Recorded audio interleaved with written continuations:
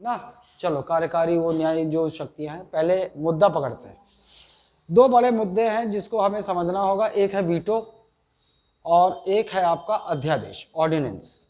तो सबसे पहले हम वीटो शक्ति पकड़ते हैं। जहां पर मैं समझाना होगा मैं आ जाऊंगा, पहले आप इसका रूपरेखा देख लीजिए। तो राष्ट्रपति, भारत के राष्ट्रपति के पास 3 वीटो शक्तियां होती हैं, 3 वीटो शक्तियां ना। आत्यंतिक एब्सोल्यूट वीटो, फिर निलंबनकारी सस्पेंसिव वीटो, फिर पॉकेट वीटो, इसको पॉकेट वीटो या जेबी वीटो इंग्लिश में भी वही कहते हैं, है ना। अमेरिकी प्रेसिडेंट के पास एक और वीटो होता है, सेलेक्टिव वीटो, जो कि इंडियन प्रेसिडेंट के पास नहीं होता ना। तो ये 3 वीटो शक्तियां भारत के राष्ट्रपति इसका मजा लेते हैं, है ना। आत्यंतिक एब्सोल्यूट वीटो, दूसरा निलंबनकारी सस्पेंसिव वीटो, और तीसरा है पॉकेट वीटो या जेबी वीटो, या क्या कहते हैं इसको, जेबी वीटो। आगे लिखा हुआ आएगा आपके नोट्स में। अब एक बात आप ध्यान रखिएगा कि हमेशा अक्सर वीटो पावर की बात हो जाती है, लेकिन ये वीटो शक्तियां संवैधान मतलब संवैधानिक नहीं है। इसका अर्थ ये हुआ कि इसका कोई अलग से प्रावधान आपको संविधान में नहीं मिलेगा। जैसे आर्टिकल आप देख रहे हो ना, 1, 2, 3, अभी अध्यादेश का देखोगे, 108 देखा आपने, तो ऐसा वीटो का कोई प्रावधान, कोई प्रोविजन कॉन्स्टिट्यूशन में नहीं है ना। तो ये वीटो शक्तियां फिर आई कैसे, ये वीटो शक्तियां कैसे आई?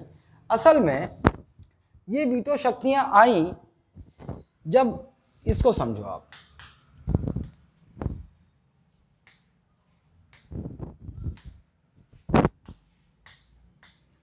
ये हमारा पूरा भारत के लिए हमारे पास संसद है। संसद के ये 3 सदन हैं, 2 सदन हैं, एक लोकसभा, एक राज्यसभा, और एक पद है राष्ट्रपति का, प्रेसिडेंट ऑफ इंडिया।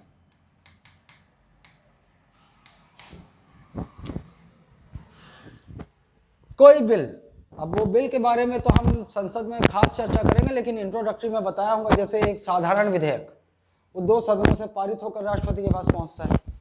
फिर हम लोगों ने वित्त और धन विधेयक इंट्रोडक्टरी क्लास में देखा होगा, उसका रास्ता ऐसा होता है, पहले राष्ट्रपति के पास जाता है और पूर्व अनुमति मिलती है, तो उसके बाद वो इन सदनों में जाता है। उसमें भी पहले कहाँ प्रस्तुत होता है, लोकसभा में। तो ये संसद में जब उसमें आएंगे हम लोग तो ज़्यादा अच्छा डिटेल वो कर लेंगे, या फिर मैं यहीं बता दूँ, वहाँ पे डिटेल में बताया था कि इंट्रोडक्टरी क्लास में धन विधेयक के बारे में नहीं बताया था। अच्छा, तो चलिए पहले उसके बारे में समझ लेते हैं, वैसे ही फिर आप वीटो शक्ति में पहुंच जाएंगे। आइए अब आप देखिए, bills, will talk about bills.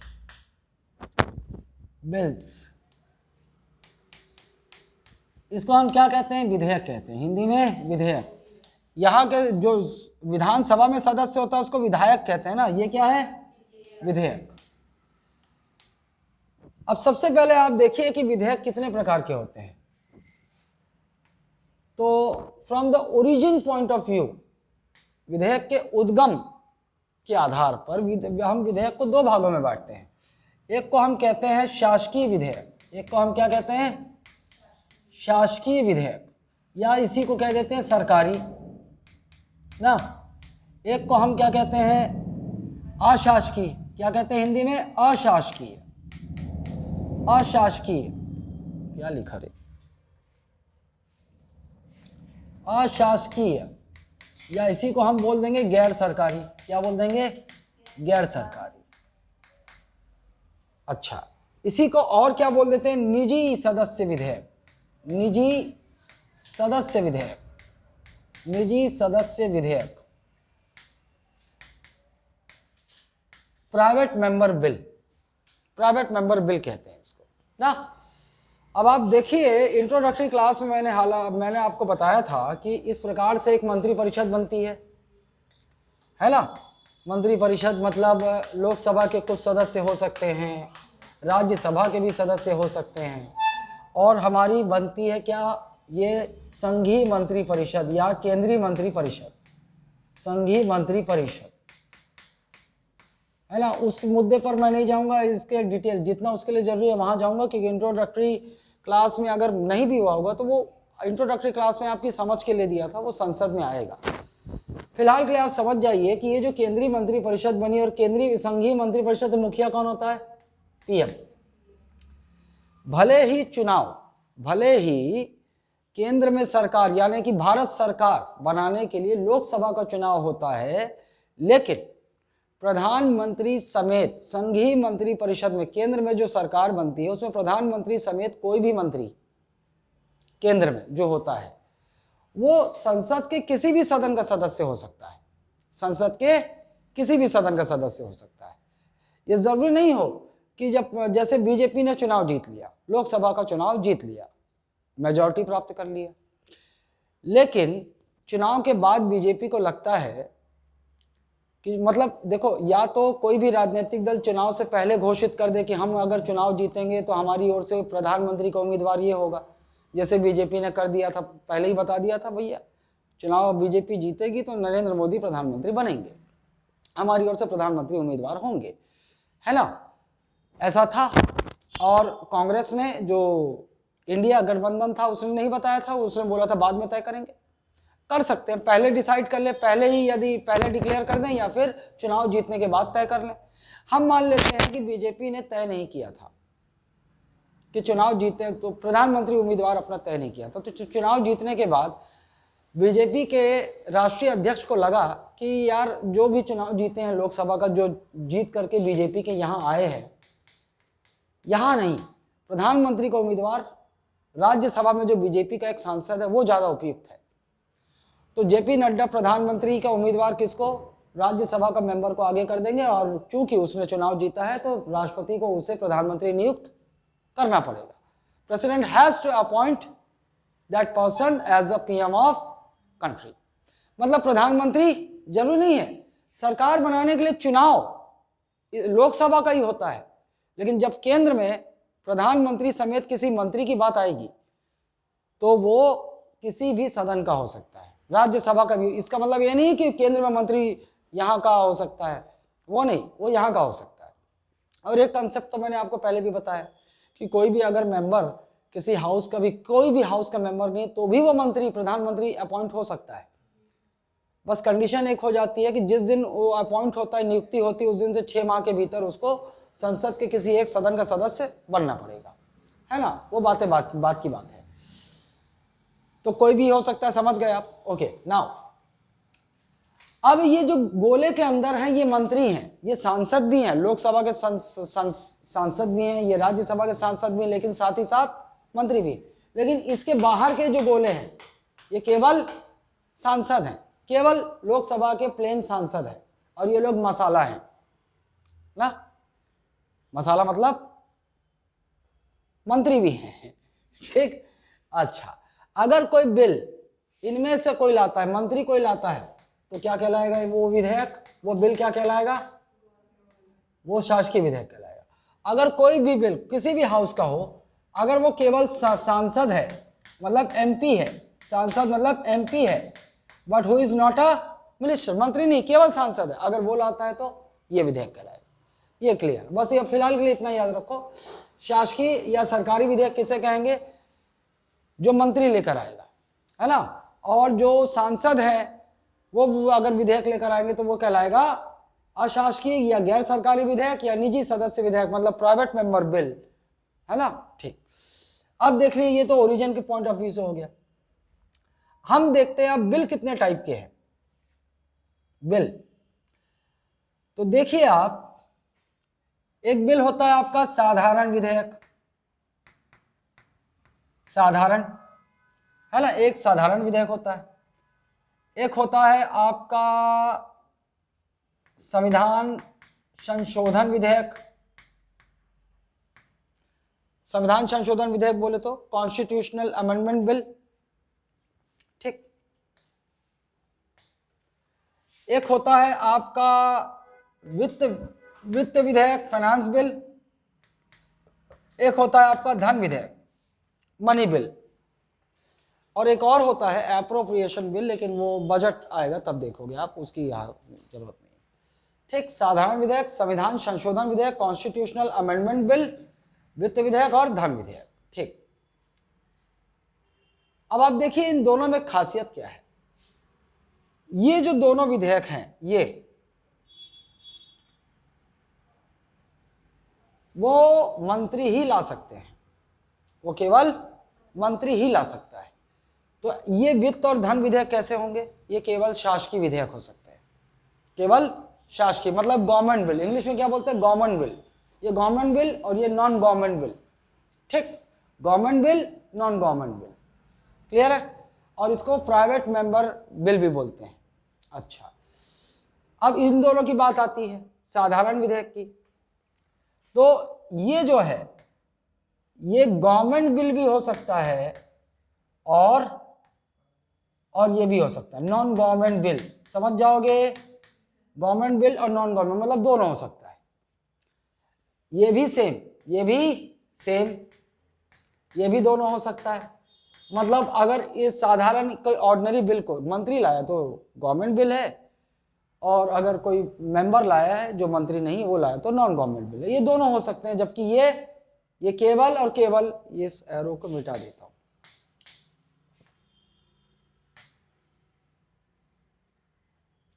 ये केवल और केवल क्या होगा? गवर्नमेंट बिल ही हो सकता है। ये केवल गवर्नमेंट बिल ही हो सकता है, मतलब मंत्री ही लाएंगे। और ये दोनों बिल क्या है? सांसद भी ला सकते हैं और मंत्री भी। ये हो गया। अच्छा, अब एक बात देखिए, अब बारी बारी से चलते हैं। ये डिटेल नहीं बताया ना, पक्का ना, इंट्रोडक्टरी क्लास में है? नहीं, डिटेल कैसे कैसे कैसे एक्ट बनेंगे,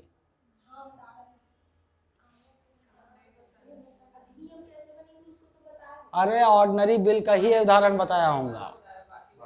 हाँ बाकी, हाँ वही बात है ना नौनी, क्लियर है ये बात? ये बात तो क्लियर है ना? ठीक, अब आइए शुरू करते हैं। सबसे पहले मैं किसकी बात करूंगा? एक ऑर्डिनरी बिल। एक ऑर्डिनरी बिल का रास्ता क्या होगा?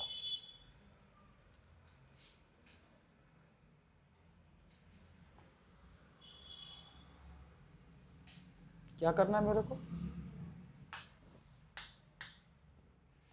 देखो इंट्रोडक्टरी क्लास में बता दिया हूं तो थोड़ा सा मैं फास्ट चलूंगा, इसमें उधर डिटेल में चलूंगा ना। इंट्रोडक्टरी क्लास में बताया हूं। ये क्या है? कौन सा बिल है? साधारण विधेयक। ये कौन सा विधेयक है? साधारण। साधारण विधेयक, इसको हम क्या बोलते हैं? Ordinary bill. Ordinary bill. इसका रास्ता कैसा होता है?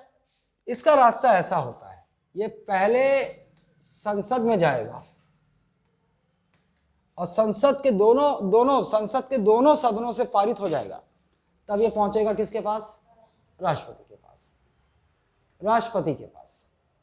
ठीक, ऐसा इसका ये है। ठीक, अब देखिए, जब ये, अब इसके बारे में तो आपको पता है, एक साधारण, अच्छा ये सारे बिल जो है, इन सारे बिल में एक खासियत क्या है कि ये वाला, ये वाला, ये वाला, इन सब को इस हाउस में पास होना हो चाहे इस हाउस में पास होना हो, कौन सी मेजॉरिटी चाहिए? साधारण बहुमत चाहिए। क्या चाहिए? साधारण बहुमत या सामान्य बहुमत, जिसे हम क्या कहते हैं इंग्लिश में? ऑर्डिनरी मेजॉरिटी या सिंपल मेजॉरिटी। संविधान संशोधन विधेयक को मैं छोड़ दिया, क्योंकि संविधान संशोधन विधेयक को ये तीन प्रकार से, संविधान में तीन प्रकार से संशोधन हो सकता है। संविधान के कुछ प्रावधान ऐसे हैं जो साधारण बहुमत से पारित होंगे, वो विधेयक जो होगा, कुछ प्रावधान ऐसे हैं संविधान के, जैसे मान लीजिए इतना बड़ा संविधान है ये, तो इसको तीन हिस्सों में बांट देते हैं। कुछ प्रोविजन, कुछ संविधान के हिस्से ऐसे हैं जिनको अगर संशोधन करना हो, अमेंडमेंट करना हो, तो वो जो बिल आएगा, कॉन्स्टिट्यूशनल अमेंडमेंट बिल, संविधान संशोधन विधेयक, वो किस बहुमत से पारित होगा? साधारण। किस बहुमत से? साधारण बहुमत से ना। कुछ ऐसे हैं इसी कॉन्स्टिट्यूशन में, इसी संविधान में कुछ ऐसे हैं जो किस प्रकार के बहुमत से पारित होंगे? विशेष बहुमत। इन दोनों के लिए विशेष बहुमत लगेगी। इन दोनों के लिए क्या लगेगा? विशेष बहुमत, जिसको हम क्या बोलते हैं? स्पेशल मेजॉरिटी, विशेष बहुमत। इसको यहाँ संविधान संशोधन विधेयक, संविधान संशोधन विधेयक, I am talking about constitutional amendment bill. तो देखो संविधान के कुछ हिस्से ऐसे हैं, है ना, जिसमें अगर अमेंडमेंट या संशोधन करना हो तो वो कॉन्स्टिट्यूशनल अमेंडमेंट बिल, वो संविधान संशोधन उससे संबंधित जो आएगा वो किस बहुमत से पारित होगा दोनों सदनों में, लोकसभा में भी साधारण बहुमत और राज्यसभा में भी साधारण बहुमत से ही पास होगा, साधारण या सामान्य बहुमत, और इसको इंग्लिश में कहते हैं ऑर्डिनरी मेजॉरिटी या फिर सिंपल मेजॉरिटी। लेकिन इसी संविधान में कुछ हिस्से ऐसे हैं जिसके लिए अगर जिसमें संशोधन करने के लिए अगर बिल आएगा, है ना, तो वो कैसे होंगे, कुछ हिस्से ऐसे हैं। तो इसको मैं दो बना देता हूं, दो ये आप समझ जाओ ए और ये समझ जाओ बी। और ये जो दोनों की बात मैं करने वाला हूं, ये दोनों की बात, इसका प्रोसीजर सब कॉन्स्टिट्यूशन में कहां दिया हुआ है, आर्टिकल 368 में दिया हुआ है। संविधान संशोधन करने के ये दो प्रक्रियाएं, इसका विवरण कहां मिलेगा आपको, इसका डिस्क्रिप्शन आर्टिकल 368 में मिलेगा। ठीक, चलो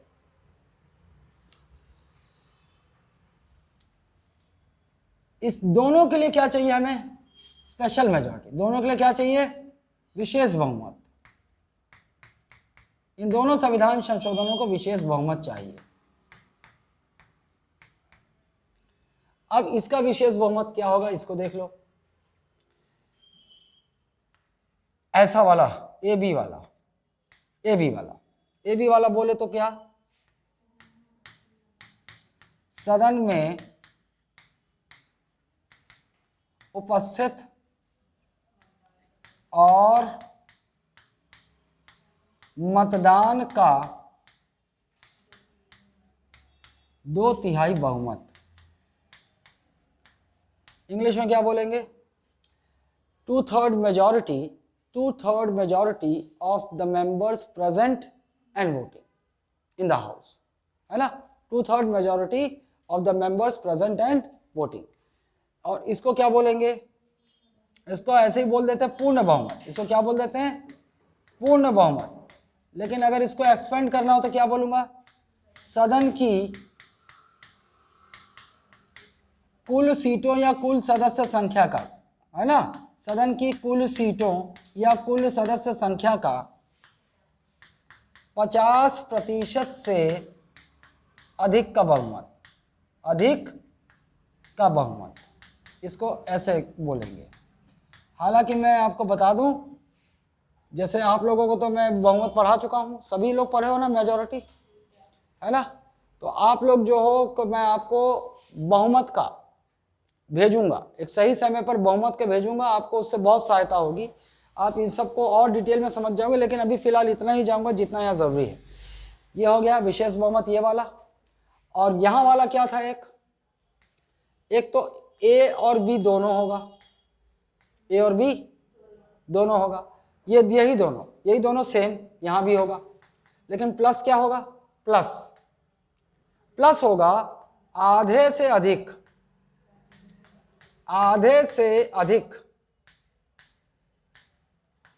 राज्यों की सहमति। क्या बोलेगा वो, राज्यों की सहमति, गलत नहीं है ये क्या बोल रहे हैं, आधे से अधिक राज्यों की सहमति, है ना, approval of more than half of the states, ऐसा बोलेगा ये, approval of more than half of the states. अब इसका बोलने का मतलब समझो आप। पहली बात, ये जो राज्यों बोल रहा है, मतलब राज्य का मतलब किसकी बात कर रहा है, विधानसभा, केवल किसकी बात कर रहा है, विधानसभा की बात कर रहा है ये, केवल विधानसभा की। राज्य में कई राज्य हैं ऐसे हैं ना जहां विधान परिषद भी होती। लेकिन एक बात ध्यान रखना, संविधान, कोई भी संविधान संशोधन विधेयक में विधान परिषद का कोई रोल नहीं होता, लेजिस्लेटिव काउंसिल का कोई रोल नहीं होता। राज्य बोल रहा मतलब विधानसभा की बात कर रहा है। अब आधे से अधिक राज्यों की सहमति का मतलब क्या है, हमारे यहाँ जानते हो आप 28 राज्य हैं और 28 राज्यों में विधानसभा है लेकिन 8 संघ शासित प्रदेश है। 8 संघ शासित प्रदेशों में कितने, किसके पास विधानसभा है? दिल्ली और पुडुचेरी, है ना। इंट्रोडक्टरी क्लास में क्लियर होगा आपको। 2 मतलब कुल मिलाकर 30 हैं, लेकिन अब कितने हो गए? अब तो जम्मू कश्मीर में भी इलेक्शन हो गया, विधानसभा बन गई। अब कितने हो गए? 31, 31 हो गए। 31 हो गए तो क्या बोल रहा है? 31 का आधे से ज्यादा, आधा कितना होगा इसका? 15.5, यही होगा। आधा, किसी विधानसभा को आधा थोड़ी मानेंगे, राउंड फिगर करना पड़ेगा, ज्यादा होना चाहिए। तो कितने? 16 विधानसभाओं की सहमति चाहिए, कम से कम 16 विधानसभाओं की सहमति चाहिए। और ये जो विधानसभा की सहमति बोल रहा है, ये किस बहुमत से होगा? साधारण बहुमत से होगा। मतलब कुछ हिस्से संविधान के ऐसे हैं, अगर उसके लिए संविधान संशोधन विधेयक, कॉन्स्टिट्यूशनल अमेंडमेंट बिल आएगा, तो पहले पार्लियामेंट के दोनों हाउस में इस मेजॉरिटी से पास होगा। पास हो जाने के बाद किसको भेजा जाएगा? राज्यों को भेजा जाएगा। क्लियर है ना बात? अच्छा, अब इसको समझ लो आप, ये कैसा है। तो इसको समझने के लिए ऐसा समझ लीजिए कि कोई संविधान संशोधन, जैसे एक उदाहरण बता देता हूं ना, बस जैसे आप अगर बोल रहे हैं कुछ कुछ हिस्से, तो मैं जैसे बता देता हूं, यहां पर आर्टिकल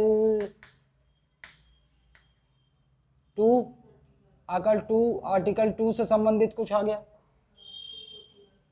है ना, संशोधन विधेयक। आर्टिकल 2 और 3 से संबंधित आ गया, है ना। मतलब नए राज्यों का प्रवेश हो या नए राज्यों के निर्माण से संबंधित, नए राज्यों को प्रवेश के लिए संविधान संशोधन तो लगता है, लेकिन नए राज्य के निर्माण के लिए कोई संविधान संशोधन, लेकिन उससे संबंधित, जैसे राज्यसभा सीटें उसका बंटवारे से संबंधित कुछ हो, उससे संबंधित रिलेटेड, तो एक ये हो गया। एक ये यहाँ पर फंडामेंटल राइट और डीपीएसपी। अगर मान लो संसद जो है पार्ट 3 मौलिक अधिकार, पार्ट 4 नीति निदेशक तत्वों में संशोधन करना चाहती है, तो वो जो संविधान संशोधन विधेयक आएगा, कॉन्स्टिट्यूशनल अमेंडमेंट बिल आएगा, वो लोकसभा में इस बहुमत से पारित होना चाहिए और राज्यसभा में भी इस बहुमत से पारित होना चाहिए। कुछ लोगों को शंका ये होगा कि सर ये ए बी समझ में नहीं आ रहा, तो समझो, मान लो इससे संबंधित, इसमें संशोधन करने के लिए एक बिल आया। क्या आया? बिल आया। कहाँ आया? लोकसभा में। हमें पता है लोकसभा की सदस्य संख्या कितनी है ना। इससे संबंधित संशोधन हो गया, ठीक। इससे संबंधित संशोधन अगर बिल आ गया तो कैसे होगा? पहले वोटिंग हो जाएगी। मान लेते हैं कि 43 नहीं आए, 43 एब्सेंट है ना। कितने प्रेजेंट हैं? 500। अब मान लेते हैं कितनों ने वोटिंग की है, तो 480। भाई पूरे भी दे सकते हैं, लेकिन 20 लोगों ने बोला हम नहीं करेंगे, ना तो फेवर में करेंगे ना तो अगेंस्ट करेंगे। रिजल्ट का वेट करते हैं। रिजल्ट 320 ने फेवर में कर दिया कि हाँ भाई वो संविधान संशोधन होना चाहिए, और 160 लोगों ने अगेंस्ट में कर दिया। अब काउंट करते हैं कि ये वाली मेजॉरिटी से पास हुआ कि नहीं हुआ, देखते हैं। 320 160, 300 क्या बोल रहा है ये?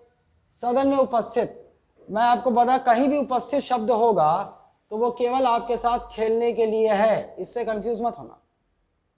क्योंकि कोई भी मेंबर का वोट तभी मान्य होगा संसद में जब वो प्रेजेंट होगा, ठीक। ये खेलने के लिए, आपके लिए। असल में मेन मकसद क्या है? मतदान का 2/3। मतदान कितनों ने किया है? वोट कितनों ने किया है? इतनों ने किया है। क्या ये इसका 2/3 है? नहीं। क्या ये 2/3 है? नहीं है। मतलब पहला ही फेल हो गया, दोनों में से एक भी फेल हुआ तो पास नहीं होगा। इसी को, इक्वेशन को थोड़ा चेंज कर देते हैं। 360 लोगों ने फेवर में किया, 120 लोगों ने अगेंस्ट में किया। अब चेक करते हैं, 360 लोगों ने फेवर में कर दिए, क्या 360 इसका 2/3 है? अब नहीं है, अभी भी नहीं साला। अच्छा, इसे 70 करना पड़ेगा। चलो इसको आप उस कंडीशन से ले आओ और इसको अपन बदल देते हैं, आंकड़ा 370 कर देते हैं और 110 कर देते हैं। अब हो गया, 2/3 हो गया? अभी भी नहीं हुआ? हाँ, इसका 2/3 है। 2/3 हो गया क्या? हो गया ना 2/3। मतलब ये वाला कंडीशन पास। अब केवल एक से बात नहीं बनेगी, इसको भी चेक करना होगा। पूर्ण बहुमत भी होना चाहिए। जैसे सदन की कुल सीटों का 50%, कुल सीट कितनी हमारी, क्या ये इसका 50% है? दोनों हो गया, मतलब लोकसभा से ये संविधान संशोधन विधेयक पास। एक भी अगर नहीं हो रहा है तो पास नहीं होगा। क्लियर है? फिर ये राज्यसभा में जाएगा, फिर राज्यसभा में भी ऐसे ही होगा। ठीक, क्लियर हो गया? इसमें आ जाओ। अब संविधान के कुछ हिस्से ऐसे हैं जिनमें संसद के दोनों हाउसेस में ऐसी प्रोसेस होगा, लेकिन दोनों सदन ने अगर पास कर दिया, जैसे ही दूसरे सदन ने पास किया, तो फिर वो संविधान संशोधन विधेयक कहां भेज दिया जाएगा? राज्यों को बारी बारी से भेजा जाने लगेगा। ठीक, अच्छा, और कम से कम कितने राज्यों को पारित करना होगा? आधे से अधिक, 31 है तो 16, कम से कम 16 राज्यों की विधानसभा में वो पारित होना चाहिए, मतलब उनकी सहमति होनी चाहिए। और वो सहमति कैसे होगी? उस संविधान संशोधन विधेयक को वो अपने विधानसभा में मतदान करके पास करेंगे। और वो कौन से बहुमत से पास होगा? साधारण बहुमत, ऑर्डिनरी मेजॉरिटी से। और ऑर्डिनरी मेजॉरिटी आपको पता है, सदन में उपस्थित और सदस्यों का 50% से अधिक का बहुमत। Majority of more than 50% of the members present and voting in the house. Clear है ना? अब आपके मन में छोटा सा सवाल आएगा कि संविधान की ऐसी वो कौन सी चीजें हैं जहां इसकी जरूरत पड़ेगी। तो केवल एक बात का ध्यान रखिए, संघात्मक विशेषता। संविधान में जहां जहां संघात्मक विशेषता है, संघात्मक बोले तो फेडरल इन नेचर, संघात्मक बोले तो फेडरल स्पेशलिटी जहां जहां है, फेडरल फीचर जो है। और फेडरल, जब अगर मैं मान लूं, मैं बोल दूं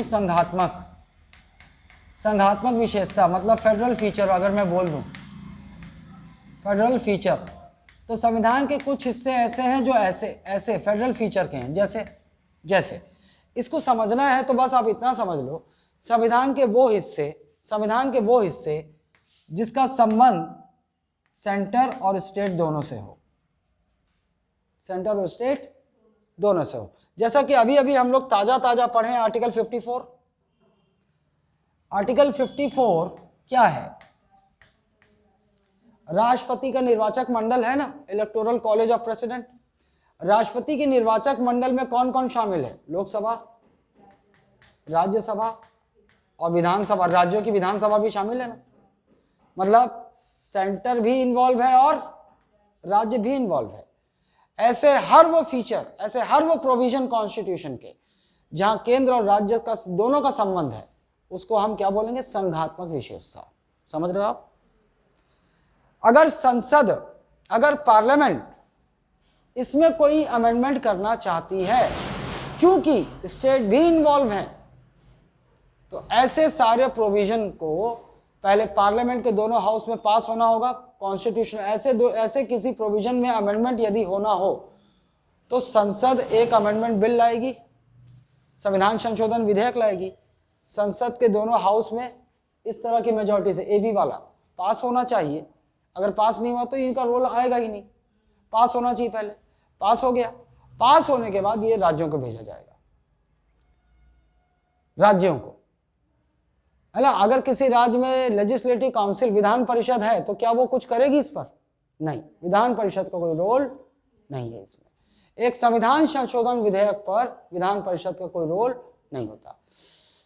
अगर इतनी बात हो गई तो एक और बात हो जाए कि संविधान में संशोधन का अधिकार, संविधान संशोधन, है ना, शॉर्ट में लिख रहा हूं मैं, का अधिकार किसका है? संविधान संशोधन अधिकार किसका है? केवल संसद का है, केवल संसद का है। संविधान में संशोधन का विशेष अधिकार किसका है ना? संसद का स्पेशल राइट है उसके पास। मतलब ये जो बिल है, कॉन्स्टिट्यूशनल अमेंडमेंट बिल, संविधान में संशोधन करने के लिए जो बिल है, ये केवल और केवल संसद में ही पैदा होगा, संसद में ही ओरिजिनेट होगा। It can be originated only in parliament, it can not be originated in state legislature. राज्यों को संविधान में संशोधन विधेयक लाने का कोई अधिकार नहीं है ना। It is only parliament that has exclusive right to amend the constitution। वही बिल ला सकते हैं। हमारे यहाँ पर साएं अगर चाहेंगे कि मैं संविधान के इस हिस्से में संशोधन करना चाहता हूँ तो मैं अपने विधानसभा में एक बिल ले आऊँ, क्या ला सकते हैं? वो नहीं ला सकते, वो नहीं ला सकते। संसद में ही वो हो सकता है। वो बात क्लियर है? एक संविधान में संविधान संशोधन विधेयक केवल संसद में ही लाया जा सकता है, राज्यों को अधिकार नहीं है। क्लियर है बात? फिर आपके मन में एक प्रश्न आएगा, सर फिर ये कैसे आ गए ये लोग? नहीं ला, ये बिल थोड़ी ला रहे हैं, ये तो केवल संविधान के उन हिस्सों में संशोधन में केवल इनकी भूमिका आ रही है। दे हैड सर्टन रोल्स, है ना। वो भी कब? जब किसी फेडरल फीचर, संघात्मक विशेषता वाले किसी प्रावधान पर यदि संसद संशोधन करना चाहती है तो इनकी भी सहमति जरूरी है। बस इतना ही। इसका मतलब ये नहीं है कि कोई भी राज्य एक संविधान संशोधन विधेयक अपने राज्य में ले आएगा। बात क्लियर है? ये भी की पॉइंट है। एक और बात, चलो जब वो आएगा तो इतना समझ गया ना, इतने ही की जरूरत है। मैं पूरे एकदम मेजॉरिटी में भी नहीं जाऊंगा। चलो आओ, ये आ गए, ये समझ गए आप। तो इसके लिए मैं क्यों नहीं बोला साधारण बहुमत? तीनों प्रकार से हो सकता है ना, इसीलिए नहीं बताया यहाँ पर। हाँ, हालांकि कुछ संविधान में कुछ हिस्से ऐसे हैं जिसको ऑर्डिनरी मेजॉरिटी चाहिए, लेकिन दो और मेजॉरिटी भी तो चाहिए, वहां बता दिया। क्लियर है बात? चलिए आइए साधारण विधेयक पर आते हैं। साधारण विधेयक पर आते हैं तो मैं डिटेल अभी भी नहीं जाऊंगा ना, संसद क्योंकि आएगा संसद में ये, तो मैं अभी नहीं जाऊंगा। केवल मैं आपको ये बताऊंगा ये यहां से पास होगा, कहीं से भी पहले कहां प्रस्तुत होगा ये तो आपको पता है कि एक साधारण विधेयक के लिए पहला योजना क्या है? संसद के किसी भी सदन में प्रस्तुत हो सकता है ना। It can be introduced in either of the house of parliament, क्योंकि अगर पहले दोनों सदन से होकर राष्ट्रपति के पास जाएगा तो हमेशा सवाल खड़ा हो जाएगा, सबसे पहले किस सदन में? तो इसका जवाब क्या है साधारण विधेयक के लिए? किसी भी सदन में। इसका जवाब क्या है? किसी भी सदन में, किसी भी सदन में। ठीक, प्रस्तुत हो से क्या बोल, टेक्निकल टर्म बताया था ना, प्रस्तुत, प्रख्यापित या पुरस्थापित, और इंग्लिश में term it can be introduced in either of the house of parliament. ठीक, मान लो यहाँ इंट्रोड्यूस हो गया इंट्रोड्यूस। अब वो एकदम डिटेल में नहीं जा रहा हूँ ना, बहस होगा, 6 महीने तक रोक सकते हैं ये वो, कि एक बता दूं? अच्छा चल ठीक, आ गया एक ऑर्डिनरी बिल लोकसभा में आ गया। अच्छा, आपको ये तो बताया हूं कि भाई लड़की भाई और वो वाला बताया था ना कहानी उस समय, तो ये क्या गवर्नमेंट बिल भी हो सकता है और नॉन गवर्नमेंट भी हो सकता है ना। चलो, गवर्नमेंट भी हो सकता है और नॉन गवर्नमेंट बिल भी हो सकता है, उससे कोई फर्क नहीं पड़ता। बस अगर गवर्नमेंट बिल होगा, पास नहीं होगा ना, तो सरकार का थू में हो जाएगा, बस इतना ही होगा और कोई फर्क नहीं पड़ेगा। आ गया। अब लोकसभा अध्यक्ष के ऊपर है। आपको एक बात मैं बता देता हूं, कभी भी यहां फंस जाओ ना इसके अंदर पावर के, तो एक ही बात याद रखना कि हाउस के अंदर सदन का मुखिया भगवान है ना। The head of the house is the God inside the house. उस हाउस के अंदर क्या करना है, क्या नहीं करना है, किसको गरियाना है, किसको लतियाना है, ये सब वही कर सकता है, वो तय करेगा। ठीक, इसकी मर्जी ये इस बिल को एक्सेप्ट करे या ना करे। एक्सेप्ट नहीं किया तो भी खत्म, लेकिन एक्सेप्ट कर लिया, फिर आगे प्रोसीजर बढ़ाएगा।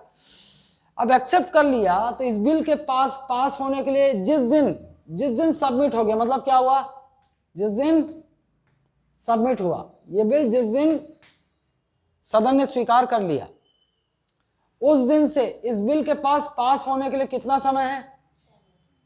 6 माह। कितना समय है? 6 माह। जिस दिन सदन ने एक साधारण विधेयक को स्वीकृत कर लिया है, सबमिट कर लिया है, उस दिन से काउंटडाउन शुरू हो गया। और उस दिन से अगर इस बिल को पास होना है इस हाउस से, तो उसके पास कितना समय है? 6 महीने, है ना। अब मान लो इसने लोकसभा स्पीकर ने एक्सेप्ट तो कर लिया, लेकिन 6 महीने तक कार्रवाई उस पर की ही नहीं, आगे प्रोसीजर बढ़ाया ही नहीं, तो फिर क्या होगा? 6 महीने के बाद ये बिल लैप्स हो जाएगा, ये विधेयक समाप्त हो जाएगा, कानून नहीं बन पाएगा, यहीं से गाड़ी खत्म। ठीक, 6 महीने के भीतर। अब 6 महीने के भीतर पास होना है तो क्या क्या होगा? अब देखो, साधारण विधेयक है, मैं कौन हूं? हाँ, अभी अध्यक्ष हूं, यहां है कुर्सी मेरी, यहां पर ये कुर्सी मेरी यहां है, और मेरे को क्या बोलेंगे इस सदन का? मैं कौन हूं? पीठ के बल आसीन होने जा रहा हूं, मैं हूं पीठासीन अधिकारी, अंग्रेजी में बोलते हैं प्रिसाइडिंग ऑफिसर ना। और मेरे पद का नाम क्या है लोकसभा में? मेरे पद का नाम क्या है? लोकसभा अध्यक्ष, इंग्लिश में बोलोगे लोकसभा स्पीकर। ठीक, अब मैं क्या क्या कर सकता हूं? मैं बोलूंगा चलिए भाई, जो बिल लाया है ना, जैसे वो बिल क्या करेगा? बिल लाया तो बिल ऐसा मत समझो 1 पेज 2 पेज का होता है, वो बहुत डिटेल्ड डॉक्यूमेंट होता है, पूरे लीगल और सब उनको देखते हुए पूरा बहुत डिटेल 150-200 पन्नों का हो सकता है ना। अब जो बिल लाया है, चाहे मंत्री हो चाहे सांसद, दोनों ला सकते हैं, वो बिल को पढ़ेगा, एक एक क्लॉज खंड बाई खंड ये सब पढ़ेगा, और एक एक क्लॉज एक एक उस पर क्या होगा? सदन में बहस होगा, डिबेट होगी। हाँ, अब उसके अंदर भी बहुत सारा प्रोसीजर है। उन्होंने मान लो तू बोर हो रही है ना, तो तू कंगारू कट, गिलोटीन कट, ऐसे कटौती प्रस्ताव ला सकती है, लेकिन उसके बारे में अभी चर्चा मैं नहीं करूंगा। वो अभी क्या होता है कि मैं बोला ना, बार बार बोलता हूं डॉक्टर को पता होता है दवाई कब देनी, कितनी मात्रा में देनी है। अभी दूंगा तो फिर क्या हो जाएगा तुम्हारा? अगर मान लो थोड़ा सा पेट खराब है तो ज्यादा पेट खराब हो जाएगा ना, तो उसमें मत जाओ। अभी सोचो सिंपल प्रोसीजर में हो क्या रहा है। मैं अब वो पढ़ेगी, एक एक क्लॉज होता है, खंड होता है, उपखंड होता है, पढ़ेगी, और हर एक उस पर डिबेट होगा। डिबेट तो होना ही है ना भैया। मान लो सरकार ला रही है, सरकार का कोई आदमी ला रहा है, तो विपक्ष वाले भी डिबेट करेंगे, नहीं नहीं नहीं ये ठीक है, ऐसा जो भी है। जब एक ऑर्डिनरी बिल, साधारण विधेयक पर संसद में बहस हो रही हो, तो लोकसभा में बहस हो रही है ना अभी, तो लोकसभा का कोई भी मेंबर, कोई भी पार्टी का मेंबर उस पर संशोधन सुझा सकता है कि नहीं भाई, मेरे हिसाब से मुझे लगता है यहां पर ऐसा नहीं, ऐसा होना चाहिए, है ना। वो अब लिख के देगा, और वो सफेद सफेद पहन के घूमते ना, वो लाके इस देंगे स्पीकर को, और अध्यक्ष बोलेंगे देखिए भाई फलाना सांसद ने इस बिल पर यहां पर यह संशोधन सुझाया है, तो चलिए फैसला लेते हैं इस पर संशोधन होना चाहिए कि नहीं होना चाहिए। तो केवल उस संशोधन करने के लिए भी मतदान होगा, संशोधन करने के लिए भी, और वही ऑर्डिनरी मेजॉरिटी है। हाँ, पर्ची में लिख के उसके बाद भेजेगा, मैं भाई ये संशोधन चाहता हूं। नहीं, अब मतदान करवाएगा ना, चलो भाई ये संशोधन चाहते हैं, ये आप लोगों में से कितने लोग राजी हो, फिर मतदान होगा। हाँ, लेकिन वो फाइनल इस बिल के लिए वोटिंग नहीं हो रहा है, वो अमेंडमेंट होना चाहिए कि नहीं होना चाहिए, इसके लिए वोटिंग हो रहा है। क्लियर? इसका मतलब यह है कि लोकसभा एक ऑर्डिनरी मेजॉरिटी को क्या कर सकता है? एक ऑर्डिनरी बिल को संशोधन कर सकता है। अमेंडिंग पावर है लोकसभा के पास। क्या है? संशोधन की शक्ति है लोकसभा। मैं आपसे पूछूंगा कि क्या लोकसभा साधारण विधेयक को संशोधित कर सकता है? क्या Lok Sabha amend an ordinary bill? आपका जवाब क्या होगा? यस, हो सकता है। ठीक, बहस हो गया। वो कटौती प्रस्ताव वाली बात अभी बहुत दूर की बात है, अभी नहीं बताऊंगा। बहस हो गया, अब सब पूरा हो गया, पूरा बिल आखिरी तक खत्म हो गया, जो भी होना था हो गया। अब मैं बोलूंगा हाँ भैया डेट डिसाइड करूंगा, परसों लोकसभा इस बिल पर निर्णय लेगी, डिसाइड करेगी इस बिल को। इसका मतलब यह है कि परसों फाइनल वोटिंग होगी इस बिल के अप्रूवल के लिए।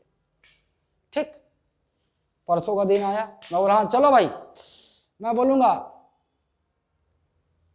मान लेते हैं कि ये सरकार का आदमी है, कोई सरकार का आदमी लाया, सरकार की ओर बीजेपी का कोई सांसद है लेके आया या मंत्री लेकर आया, तो ऑब्वियसली मैं जानता हूं कि भाई सरकार का बिल है और सरकार का बहुमत है, बीजेपी का बहुमत है, तो आसानी से पास होना चाहिए, क्योंकि 50% से ज्यादा सांसद तो वही लोग हैं, होना चाहिए। तो मैं ऐसा बोल सकता हूं, हाँ भैया चलो बोलो कितने लोग इस बिल के पक्ष में हैं, बोलो ये।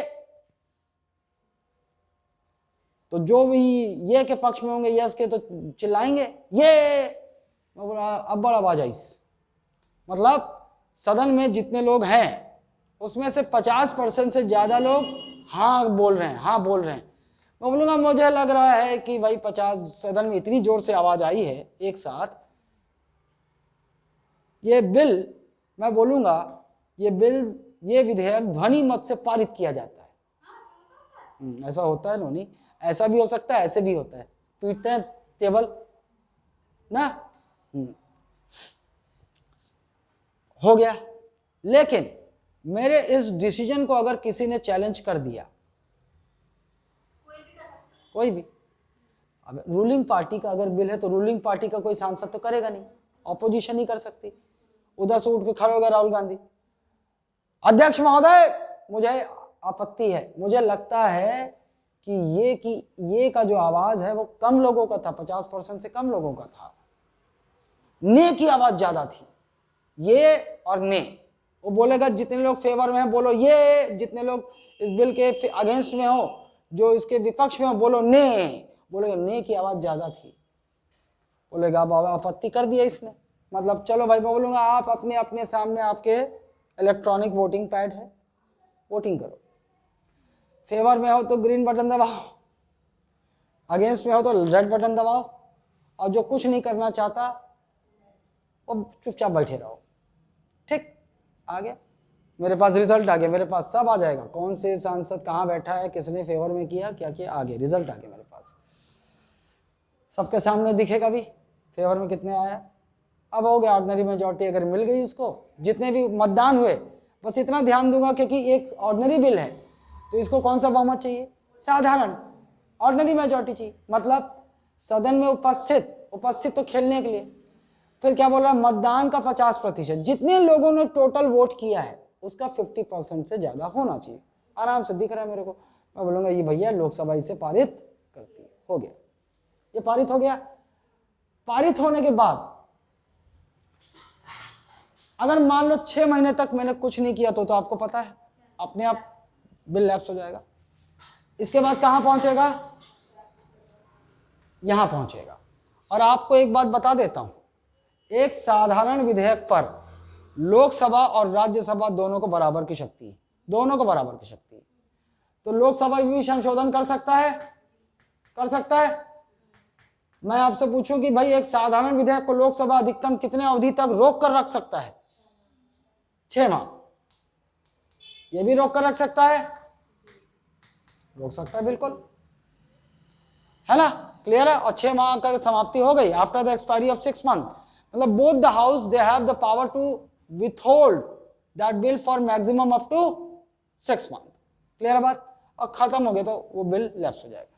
चाहे जो भी हो, अगर दोनों हाउस ने पास कर दिया 6 महीने के भीतर, तब किसके पास जाएगा, प्रेसिडेंट के पास। किसके पास जाएगा, अब प्रेसिडेंट के पास जाएगा, किसके लिए, अंतिम स्वीकृति, किसके लिए, फाइनल अप्रूवल। इसको मिटा देता हूं, अब ये जाएगा राष्ट्रपति के पास फाइनल अप्रूवल के लिए। अब यहीं पर वीटो भी समझना, यहीं आएगा वीटो भी पहले।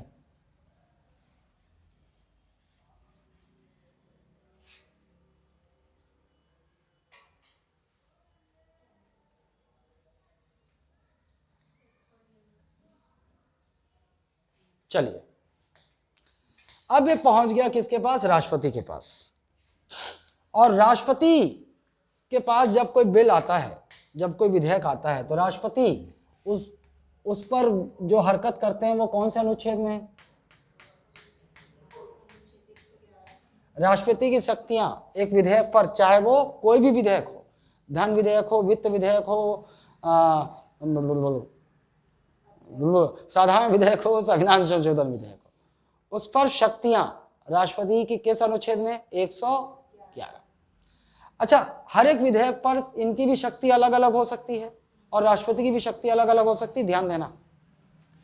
राष्ट्रपति के एक साधारण विधेयक पर शक्ति की बात कर रहे हैं हम लोग।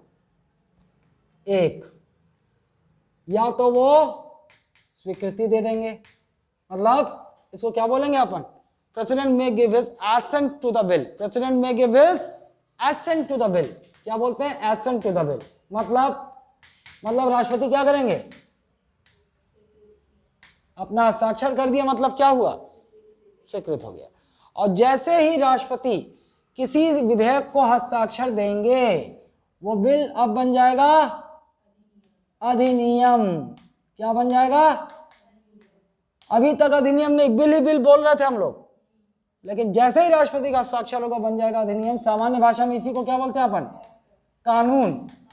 अंग्रेजी में क्या बोलते हैं, एक्ट और लॉ, एक्ट और लॉ। वो बन गया ये, अब देश में लागू हो जाएगा।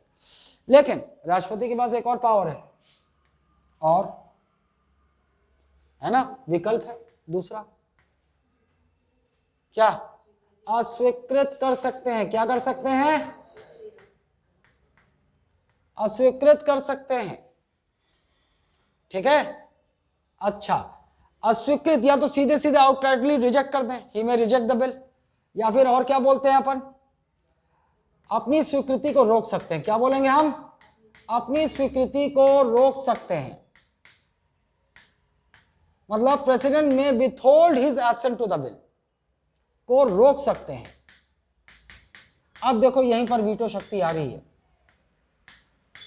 मैंने आपको बोला कि वीटो शक्ति का प्रावधान संवैधानिक नहीं है। संवैधानिक नहीं का मतलब संविधान में उसका कोई प्रावधान नहीं है, तो फिर वीटो शक्ति आई कैसे। तो हम आपको बता रहा हूं, जब राष्ट्रपति अनुच्छेद 111 के तहत किसी विधेयक पर अपनी शक्तियों का प्रयोग करते हैं, उसी परिस्थिति को हम कहते हैं कि राष्ट्रपति ने फलाना वीटो शक्ति का प्रयोग कर लिया।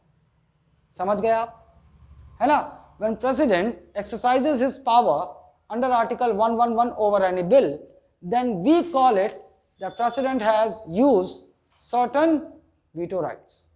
अब वीटो क्या होता है पहले समझ लो। वीटो मतलब अल्टीमेट पावर, वीटो मतलब निर्णायक शक्ति। निर्णायक मतलब राष्ट्रपति ने जो निर्णय ले लिया वो ले लिया, उन्हीं के ऊपर है। और एक और बात आप ध्यान रखिएगा, राष्ट्रपति जो किसी विधेयक पर ये जो निर्णय ले रहे हैं,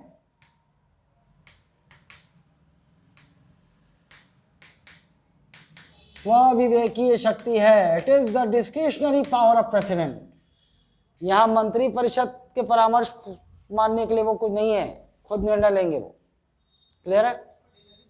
कोई भी बिल, बात लिख लो, आर्टिकल 111। हम देखो अभी कंफ्यूज मत होना, बाकी हर जगह हम सुनते हैं ना कि राष्ट्रपति वही करेगा जो मंत्रिपरिषद बोलेगी, वो और चीजों के लिए है।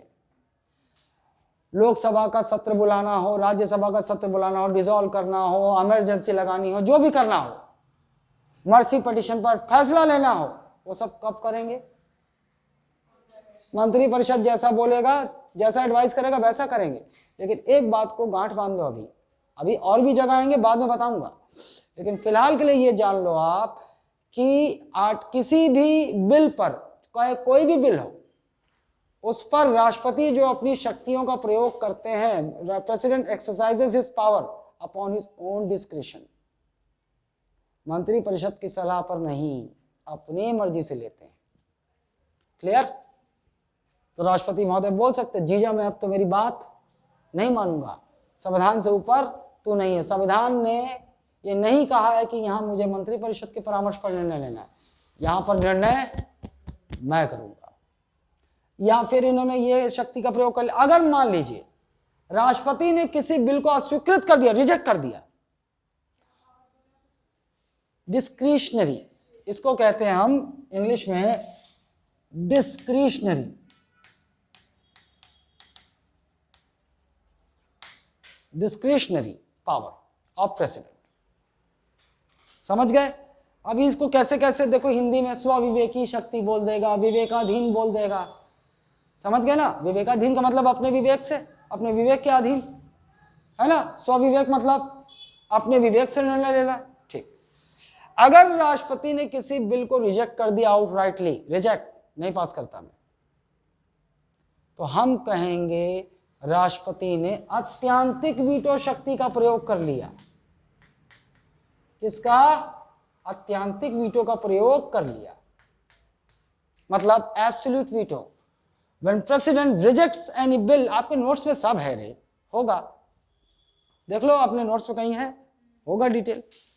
When president rejects any bill, English में भी होगा, हिंदी में भी होगा, बताया।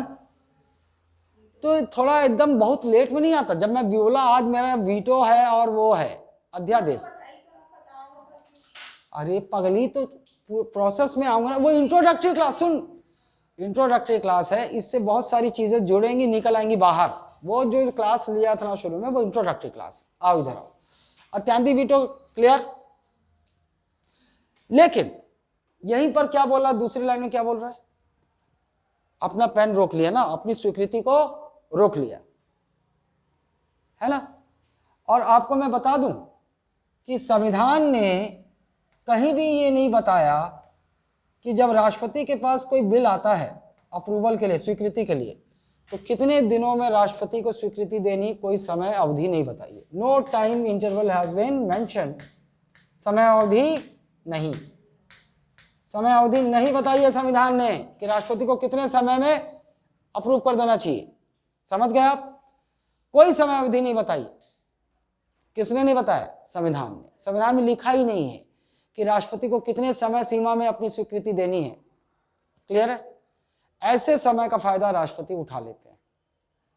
ठीक, कैसे उठा लेते हैं? अब आपको एक बात इससे पहले भी सुने होंगे आप 361 में, क्या सुने हो आप? आपने किसी भी कृत्य के लिए न्यायालय में जवाबदेह नहीं है, is not responsible to the court of law ना। संविधान में नहीं लिखा है, मतलब कोई चैलेंज भी नहीं कर सकता। राष्ट्रपति महोदय साइन नहीं कर रहे हैं, कोई लेके जाएगा ना, सांसद जो बिल लाए, राष्ट्रपति महोदय, अरे यार 4 महीना हो गया, राष्ट्रपति महोदय रखे हुए हैं, साइन नहीं कर रहे हैं, या रिजेक्ट ही कर दे, जो करना है कर दे, लेकिन कर ही नहीं रहे, वो जा नहीं सकता। कोर्ट बोले ये देख भाई, संविधान सबका बाप है। जब संविधान में खुद ही नहीं बताया कि कितने समय में राष्ट्रपति करना है, तो मैं तेरा पिटीशन ले ही नहीं सकता, राष्ट्रपति की मर्जी है फिर ना। फिर मान लो वो आ गया सीधे राष्ट्रपति महोदय, दोनों सदनों से बिल पास होके आपके पास पहुंच चुका है, तो बोले भाग रोगा, तो कौन होता इसमें? मन मर्जी, जब मन कर ही तो करो, नहीं तो नहीं करो, कुछ नहीं कर सकता वो। समझ गए? कुछ नहीं कर सकता। ऐसे समय में जब राष्ट्रपति किसी विधेयक को लंबे अनिश्चित काल के लिए, for indefinite period of time, है ना, indefinite period of time, keeps that bill within himself, then we call it, जब कहा जाता है कि लगता है राष्ट्रपति महोदय विधेयक को अपनी जेब में रखकर भूल गए हैं, है ना। तो अगर राष्ट्रपति ने किसी विधेयक को अनिश्चित काल के लिए अपनी स्वीकृति को रोक लिया है, if President of India has withhold his assent over any bill for an indefinite period of time, then we call it, it seems President has kept that bill in his pocket and forgotten, और भूल गए हैं। तो ऐसी अवस्था को हम क्या कहेंगे? राष्ट्रपति ने किसका इस्तेमाल कर लिया? Pocket veto. इसी को क्या बोलते हैं? जेबी वीटो। जेब से याद रहेगा, जेबी वीटो। क्लियर है? ऐसे लिखते हैं जेबी। क्लियर है? तो सो रही नो नहीं है तो अभी सो रही फिर तो नींद ऐसे नोनी, वहां बाथरूम में पानी आता है, जल आता है, और जल को आंखों में मार लेने से ताजगी आती है।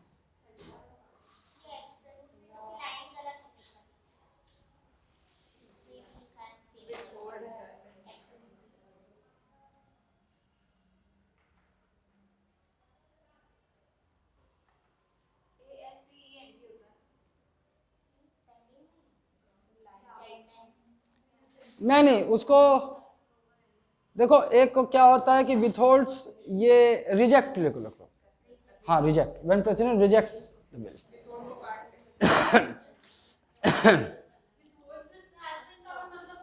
वही निकलता है, वही निकलता है, देखो इसका मतलब वही है, लेकिन यहां पर क्या होता है कि अस्वीकृत, आउटराइटली रिजेक्ट कर दिया, या फिर क्या होता है कि उसको कुछ नहीं किया उस बिल को, लंबे समय के लिए अपने एसेंट को विथहोल्ड कर लिया। विथहोल्ड इज, हाँ ठीक है, इधर आओ। ये बात दोनों वीटो क्लियर है। अब एक बात और, अब प्रेसिडेंट के पास एक और पावर है, दूसरी पावर क्लियर हो गई, और या और प्रेसिडेंट पुनर्विचार के लिए संसद को लौटा सकते हैं। He may return the bill for reconsideration, है ना, पुनर्विचार के लिए संसद को लौटा सकते हैं।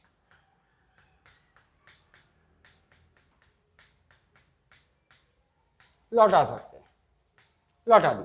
जैसे ही प्रेसिडेंट अपनी थर्ड पावर का इस्तेमाल करते हैं, जैसे ही थर्ड पावर का इस्तेमाल करते हैं, तो बिल वहीं आ जाता है जहां से वो शुरू हुआ था, जिसके वो हाथ में आ गया उसके वापस, ठीक, हाँ रिटर्न कर दिया।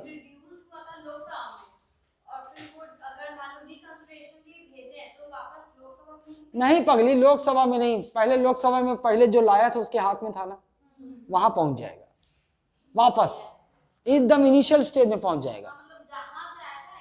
मतलब मैं लाया था ना, मेरे हाथ में आ गया, है ना, मैं अभी अध्यक्ष नहीं हूं, जो लाया था बिल भाई उसमें आ गया, अध्यक्ष के हाथ में नहीं है, ऐसा मत समझ। अभी वो हो गया, प्रिसाइडिंग ऑफिसर का मेरा रोल खत्म हो गया अभी ना, आ गया। अब मेरे पास दो ऑप्शन है, मेरे पास दोबारा आ गया, अरे यार प्रेसिडेंट महोदय ने लौटा दिया मेरा बिल ना। या तो मैं, प्रेसिडेंट जब लौटाते हैं ना, तो या तो टीप नोट लिख देते हैं ना कि भाई मुझे यहां दिक्कत है, आई डोंट नीड दिस, मुझे यहां मजा नहीं आया ना, लिख सकते हैं कि यहां ये होना चाहिए, मेरे हिसाब से ये होना चाहिए, इसलिए मैं अप्रूव नहीं कर रहा हूं, I am returning this bill for recon, फिर से विचार करो, ठीक।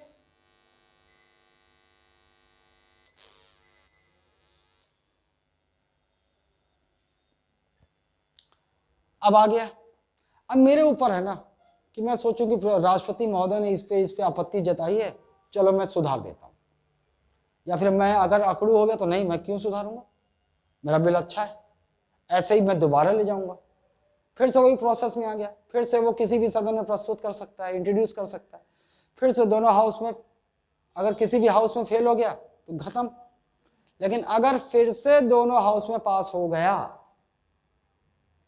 तो फिर प्रेसिडेंट के पास जाएगा दोबारा। और अब की बार जब कोई विधेयक राष्ट्रपति पुनर्विचार के लिए लौटाते हैं, when president sends returns the bill for reconsideration of the parliament, and if that bill again reaches to the president after getting passed by both the houses with or without amendment, मेरे ऊपर था ना मैं संशोधन करूं या ना करूं, तो संशोधन के साथ फिर से दोनों सदन पास कर दे, या फिर वैसे ही ओरिजिनल फॉर्म में बिना संशोधन के फिर से दोनों सदन पास कर दे, फिर प्रेसिडेंट के पास पहुंचेगा, समझ गए। अगर बीच में कोई हाउस में वो फेल हो गया तो गया, नहीं आएगा प्रेसिडेंट के पास, फिर से पास हो गया संशोधन के साथ या संशोधन बिना संशोधन के, तो राष्ट्रपति के पास फिर आ गया। अब मेरी मजबूरी है, अब बिल दोबारा आ गया मेरे पास, मैंने भेजा था रिकंसिडरेशन के लिए, लेकिन अब विथ और विदाउट अमेंडमेंट, संशोधन या बिना संशोधन के फिर से मेरे पास होके आ गया, तो संविधान कहता है कि राष्ट्रपति महोदय अब आपके पास केवल एक ही ऑप्शन है, you have to give assent to the bill, है ना, मतलब the president is bound to give his assent to the bill, मतलब यदि किसी विधेयक को राष्ट्रपति ने संसद को पुनर्विचार के लिए लौटाया है, मतलब वो जो व्यक्ति लाया था उसके पास पहुंच गया, और यदि वह विधेयक संशोधन के साथ या उसी रूप में फिर से दोनों सदनों से पारित हो गया, साधारण बहुमत सही होगा, और पुनः राष्ट्रपति के पास पहुंचा, तो अब की बार राष्ट्रपति साधारण विधेयक पर अपनी स्वीकृति देने के लिए बाध्य हैं। He is bound to give his assent to that ordinary bill on second time. Clear है ना? जब राष्ट्रपति ने बिल आया था ना, दोनों सभा पहली बार आया था, तो राष्ट्रपति ने क्या किया, उसको पुनर्विचार के लिए लौटा दिया। उसी समय साइन कर देते तो एक्ट बन जाता। पुनर्विचार के लिए लौटा दिया तो फिर से पास हुआ तो 4-6 महीने का समय लगा। बिल को अधिनियम बनने में देरी हुई, लेट हुआ ना, क्योंकि दोबारा पास होके आ गया तो राष्ट्रपति को साइन तो झक मार के करना है, क्योंकि कॉन्स्टिट्यूशन बोलता है यू आर बाउंड। अब तुम्हारे पास एक ही विकल्प है ना भाई, दोनों सदन ने फिर से पास कर दिया, मतलब अब कोई बकलोली नहीं, you have to sign it. तो राष्ट्रपति ने जब पुनर्विचार के लिए लौटाया तो लेट हुआ उस बिल को, तो हम क्या बोलते हैं उसको, राष्ट्रपति ने थोड़े समय के लिए लटका दिया उसको। तो हम इसी अवस्था में कहेंगे कि राष्ट्रपति ने किस वीटो शक्ति का प्रयोग कर लिया, निलंबनकारी। विलंब हो गया ना बिल को, विलंब निलंबनकारी वीटो, सस्पेंसिव वीटो। लेकिन एक और सवाल कि क्या राष्ट्रपति के निलंबनकारी वीटो को संसद विफल कर सकती है? Can parliament overcome president suspensive veto? हाँ, कैसे बोलो। अभी मेरे पास आया बिल, मैंने लौटा दिया ना, और फिर पार्लियामेंट ने उस बिल को दोबारा ऑर्डिनरी मेजॉरिटी से पास कर दिया, तब तो मैं फोर्स हो गया ना साइन देने के लिए। तो मेरे इस वीटो को फेल कर दिया उन लोगों ने, किस उस बिल को ऑर्डिनरी मेजॉरिटी से पास करके।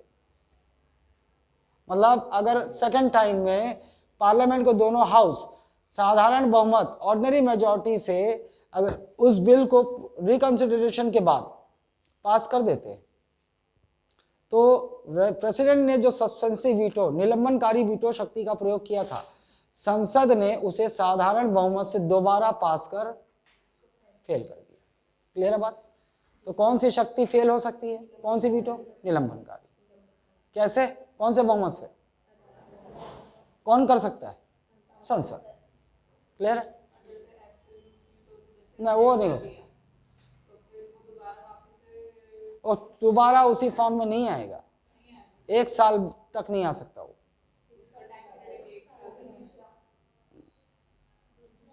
हाँ, दूसरा बिल आ सकता है, वही बिल नहीं आएगा, वही बिल नहीं आएगा।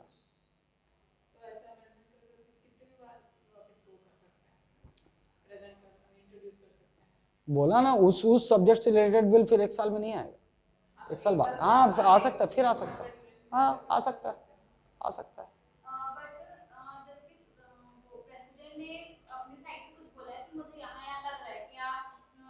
मैं इसलिए अप्रूव नहीं कर रहा हूँ।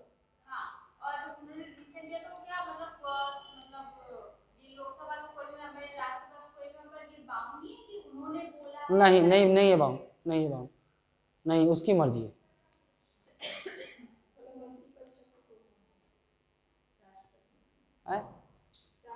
यहाँ मंत्रिपरिषद का कोई रोल नहीं, इन्होंने बिल पर निर्णय वही लेगा, केवल एक ही जगह राष्ट्रपति बाध्य हो रहे हैं, वो अगर पुनर्विचार के लिए लौटाए हैं, दोबारा आ गया तो उनको देना पड़ेगा। हाँ, अब देखो एक और चीज, अब वो बिल पे आ रहा हूं ना, आप समझ जाओगे। इतना समझ गए आप, और इतना समझ गए ना ऑर्डिनरी बिल का, इसी में वीटो भी समझ गए। अब एक बात, अब उसी को समझेंगे आप money bill of finance bill में। देखो, अरे यार लाइट नहीं है, बोर्ड में आएगा। ये कैसे लाइट खेल रहा है फिर से? अभी कौन सा त्यौहार आ रहा है? क्रिसमस में कौन सा लाइट जलता है? वो एक तो स्टार जला लेते हैं। कितने लोग हैं बेचारे लोग, कहाँ है बहुत सारे लोग। अच्छा, तो तुमको कौन क्या लगता है पगली, यहाँ पे मुस्लिम भी सब धर्म का उनका धर्म परिवर्तन किया गया, कोई 200 साल पहले, 300 400 साल, और जितने भी चिरई यानी कि क्रिश्चियन हैं, ये भी कन्वर्टेड है। ये भी कन्वर्टेड है। हाँ करते हैं, कन्वर्टेड हैं भैया। अब वो उस धर्म को अपना लिया, चर्च जाते हैं तो उस कल्चर को फॉलो कर रहे हैं, अपनी स्वतंत्रता है उनकी ना, अपनी स्वतंत्रता है। कुछ नहीं रे, एक तो चोचला होता है, कोई आदमी पैदा होता है ना तो कोई धर्म नहीं होता है। यहाँ टीका लगा लिया मतलब हिंदू हो गया, वहां पे जाके वो होली वाटर कुछ होता है वो पिला देते हैं, कुछ कुछ ऐसे इडिंग बिडिंग करते हैं, हो गया क्रिश्चियन कन्वर्ट हो गया है। अब पैसा तो हाइया है। मुसलमान भी वही कोशिश कर, मुसलमान को का धर्मांतरण कराने का तरीका अलग है, आक्रामक रुख अपनाते हैं, लव जिहाद करते हैं, है ना। लव जिहाद समझ रहे हो ना, फंसा लो और उसको फिर मुस्लिम में कन्वर्ट कर लो, तो मुस्लिम ऑर्गेनाइजेशन पैसा देती है, वाह क्या काम किया है तूने, एक हिंदू को मुसलमान बना दिया। नहीं कुछ नहीं होता, यही सच है। तूने एक हिंदू को मुसलमान बना, बढ़िया, और उसमें भी रेट लिस्ट है। अगर कोई क्षत्रिय ब्राह्मण को तूने मुसलमान बनाया तो उसका तगड़ा पैसा है ना। अब तू जान के क्या करेगी है ना।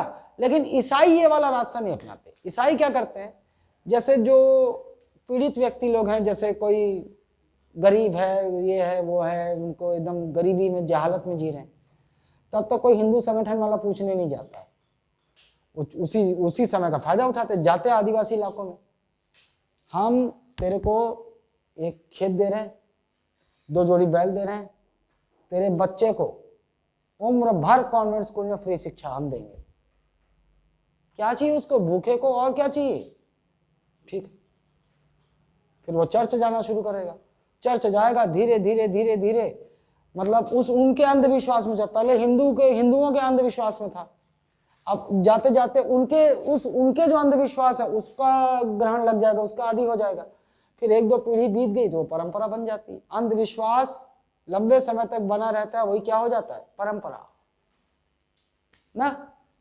नजर लग गई, मिर्ची जलाओगे तो अचानक तेज बदबू आता है, वो मायू लोग को आता है पता नहीं अलग से बदबू, है ना, उनको अलग नहीं बदबू आ रहा है, लगा है नजर, कैसा बदबू, जैसा मिर्ची जलता वैसे ही आ रहा है, खांसी आ रही है, बस उन लोगों को अलग से बदबू आता है ना।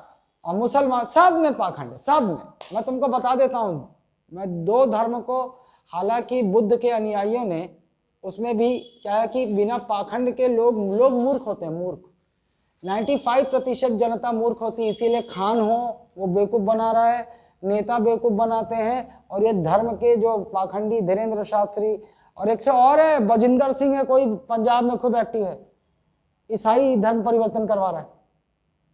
एक है बजिंदर, उस पर भी वीडियो बनाया था, लेकिन लोग साले देखते नहीं, पता नहीं डरते हैं उससे, क्या करते हैं समझ में नहीं आता। बजिंदर सिंह वो भी, उसको तो मेरे को मन कर रहा था ना कि मेरे को फ्री हैंड मिल जाए ना तो 2-3 लोगों को मैं एकदम सरेआम फांसी दे दूं। धीरेन्द्र शास्त्री, बजिंदर, और एक तो मौलवी और है जो ऐसे पिचकारी मार मार के भूत भगा रहा था, खिलौना वाला। ये तीनों फांसी दे देना चाहूंगा।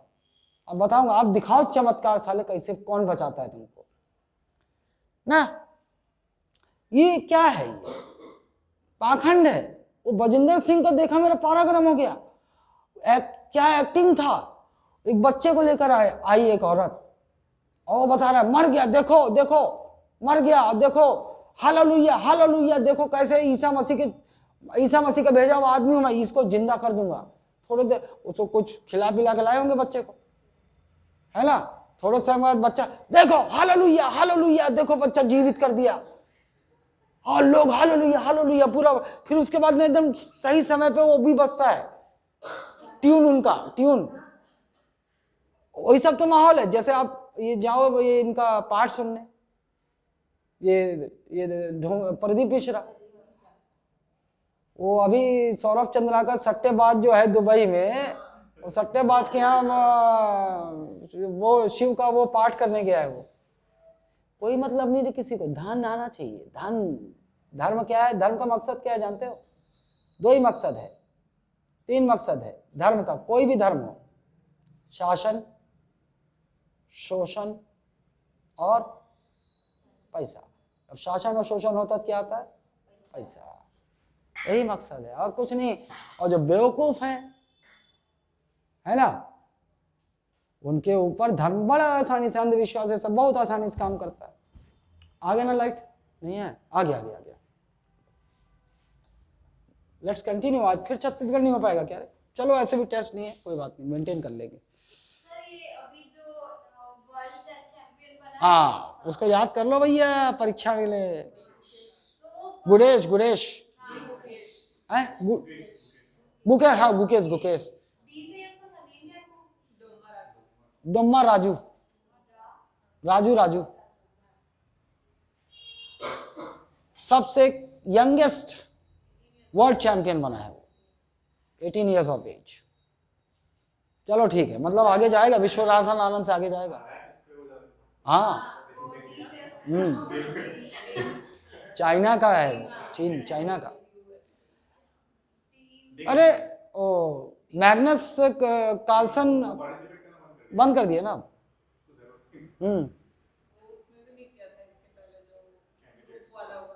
वो छोड़ दिया, मतलब चेस छोड़ दिया। नहीं चेस खेल रहा है वर्ल्ड चैंपियनशिप। क्यों? बहुत जीत चुका है लेकिन कंपटीशन नहीं मानता है उनको। हाँ वो ओपनली बोलता है।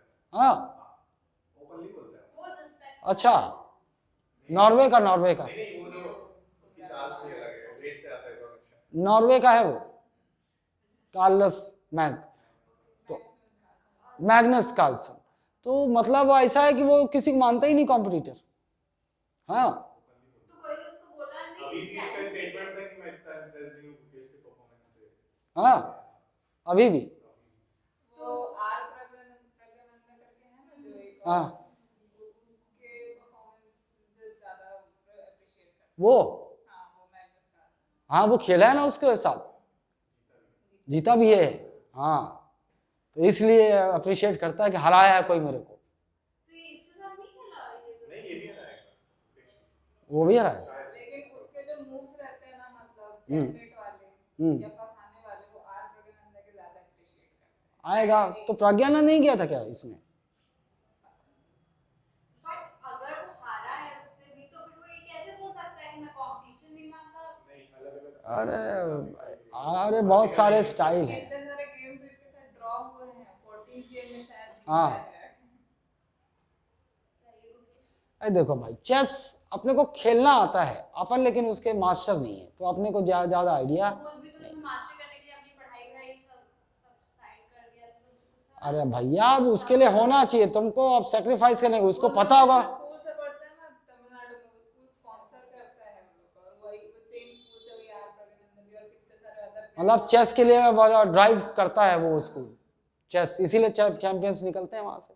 तो क्रीम जो होते हैं, जिसमें कुछ होता है वो आगे बढ़ जाते हैं। अब क्या करेगा वो आगे?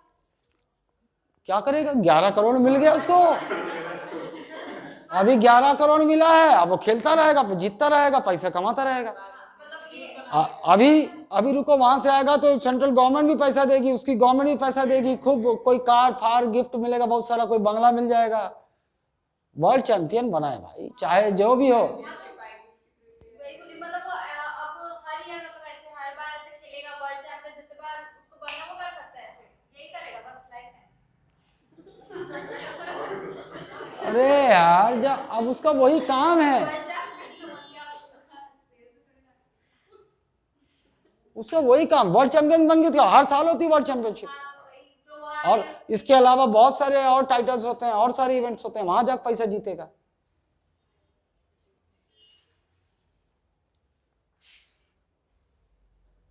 अब उसके पास स्पेशल स्किल है भाई, वो चेस को पकड़ा और चेस में एक्सेल कर गया। तुम्हारे पास भी समय था लेकिन तुम नहीं की हो, तुम उससे बड़ी हो, मैं उससे दुगना बड़ा हूं, लेकिन फिर भी मैं नहीं ठल रहा हूं। वो 11 करोड़ जीत के आ गया है, और 11 करोड़ से ज्यादा क्या है, एक वर्ल्ड में नाम हो गया भैया, वर्ल्ड चैंपियन है वो ना, उसमें था क्वालिटी। और भी बहुत सारे हैं।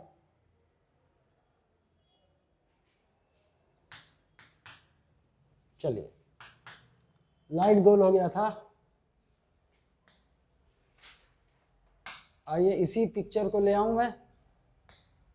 ये पिक्चर तो हो गया है, मेरे को अब दूसरे पे जाना था ना।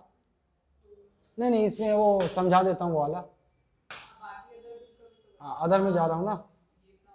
हाँ बस ये वाला पहले बता दूं, वही वो वाला जो क्विक जो अभी बताया था मैं बिना डायग्राम के।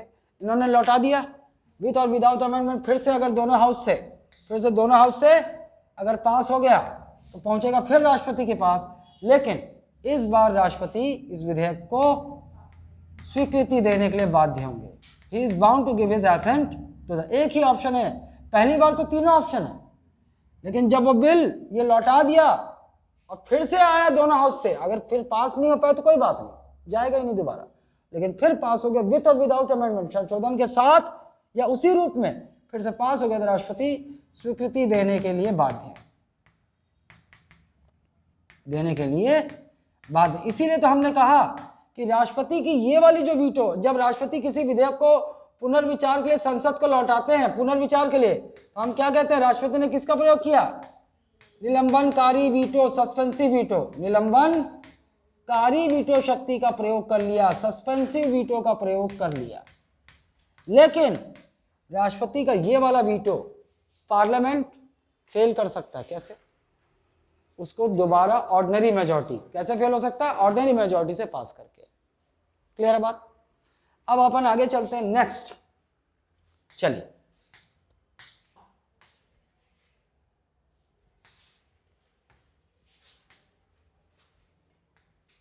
नहीं बताओ ना पक्का डिटेल, अब ये मनी बिल फाइनेंस बिल नहीं बताओ ना, फिर नहीं बोलना शुरू करने के बाद थोड़ी देर बाद। हाँ चलो इस पे आ जाओ। ये आ गया फिर से संसद, ये आ गया फिर से लोकसभा, राज्यसभा और ये राष्ट्रपति। आइए अब जब मैं उस बिल के लिए आ रहा हूं तो मेरे को इस साइड चलना पड़ेगा, इस साइड। इस बिल को मैं कहां रखूंगा, यहां, और इसके अंदर एक और बिल बनाऊंगा। ये जो बिल है ये है वित्त विधेयक। क्या है? Finance bill. क्या है ये? वित्त विधेयक ना। इसी के अंदर होता है ये धन विधेयक अंदर होता है। मतलब शुरुआत में फाइनेंस और मनी बिल ना, बड़ा वाला गोला बना लो, डब्बा बना लो, चाहे जैसा भी। और हम लोग इसको एक रीजनिंग की विशेष भाषा में क्या बोलते हैं, क्या बोलते हैं? ऑल मनी बिल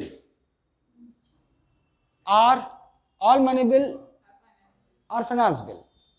सभी धन विधेयक वित्त विधेयक हैं, ऐसा बोलते हैं। लेकिन सभी वित्त विधेयक धन विधेयक नहीं है। All finance bill are not money bill, ऐसा बोलते हैं ना।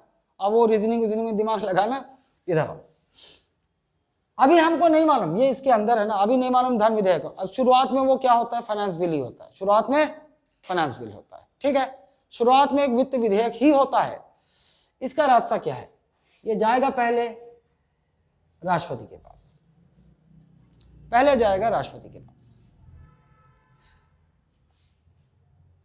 राष्ट्रपति की पूर्व अनुमति, प्रायर रिकमेंडेशन, पूर्व अनुमति अगर मिल गई राष्ट्रपति, ठीक है मैं अनुमति देता हूं। सुनो, बिल पर राष्ट्रपति अभी वो एसेंट नहीं दे रहे हैं, बोल रहे हैं अनुमति है मेरी, ले जाओ संसद में ले जाओ। तो तो वित्त विधेयक हो या धन विधेयक हो, ये राष्ट्रपति की पूर्व अनुमति के बाद ही संसद में लाया जाता है। अ मनी बिल और a finance bill is brought to the parliament only after prior recommendation from president of India. राष्ट्रपति की पूर्व अनुमति के पश्चात ही संसद में लाया जा सकता है।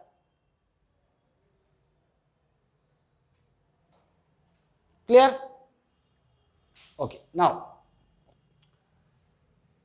अच्छा अब जब राष्ट्रपति ने अनुमति दे दी तो ये जो बिल है, चाहे वित्त हो चाहे धन हो, अभी तो वैसे अपने को नहीं पता ना, ये फाइनेंस ही है, लेकिन दोनों को मानेंगे, चाहे इसका पूछ ले चाहे इसका पूछ ले। इसके बारे में एक चीज जान लो कि एक फाइनेंस बिल या मनी बिल लोकसभा में ही प्रस्तुत होता है। It is introduce only in Lok Sabha. मतलब जब हमने ऑर्डिनरी बिल देखा था, क्या देखा था? किसी भी सदन में, लेकिन इसके लिए क्या है? ये लोकसभा में ही प्रस्तुत होगा। It can be introduced only, पहले सबसे पहले इसको लोकसभा में जाना ही होगा, ले जाना ही होगा। एक और चीज पहले देख लो आप, एक और पहले बता चुका हूं ना, ये बिल क्या नॉन गवर्नमेंटल बिल होगा? ये केवल गवर्नमेंट बिल होगा, मतलब ये शासकीय विधेयक ही होगा, मंत्री ही लाएगा इसको। पहली बात, केवल मंत्री ही ला सकता है इसको। क्लियर? ओके। कहां इंट्रोड्यूस होगा? लोकसभा में।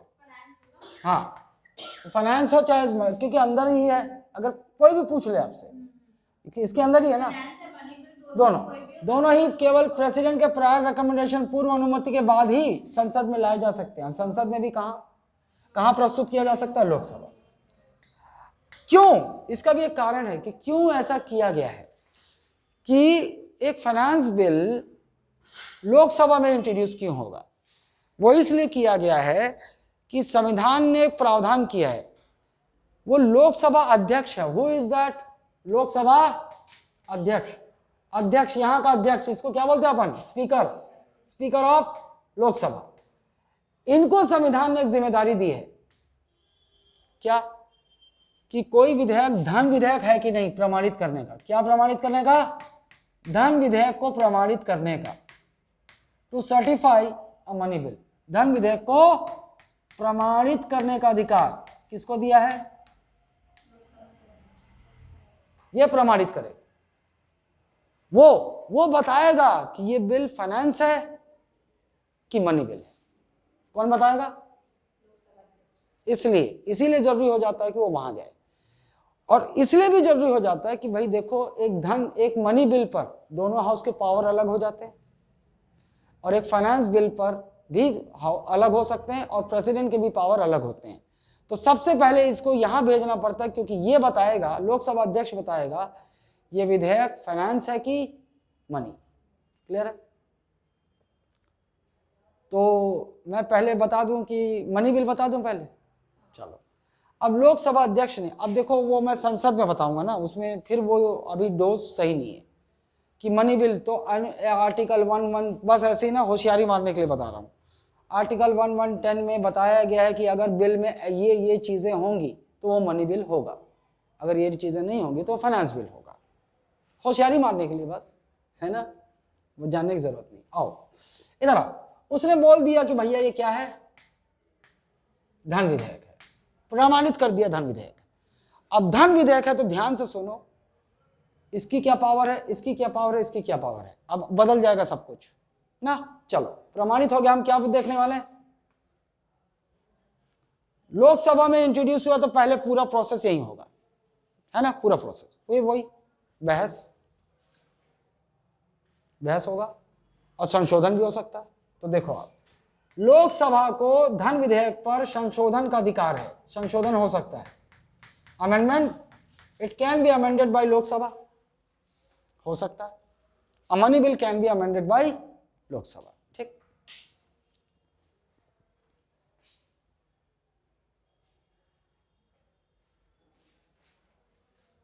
दूसरा,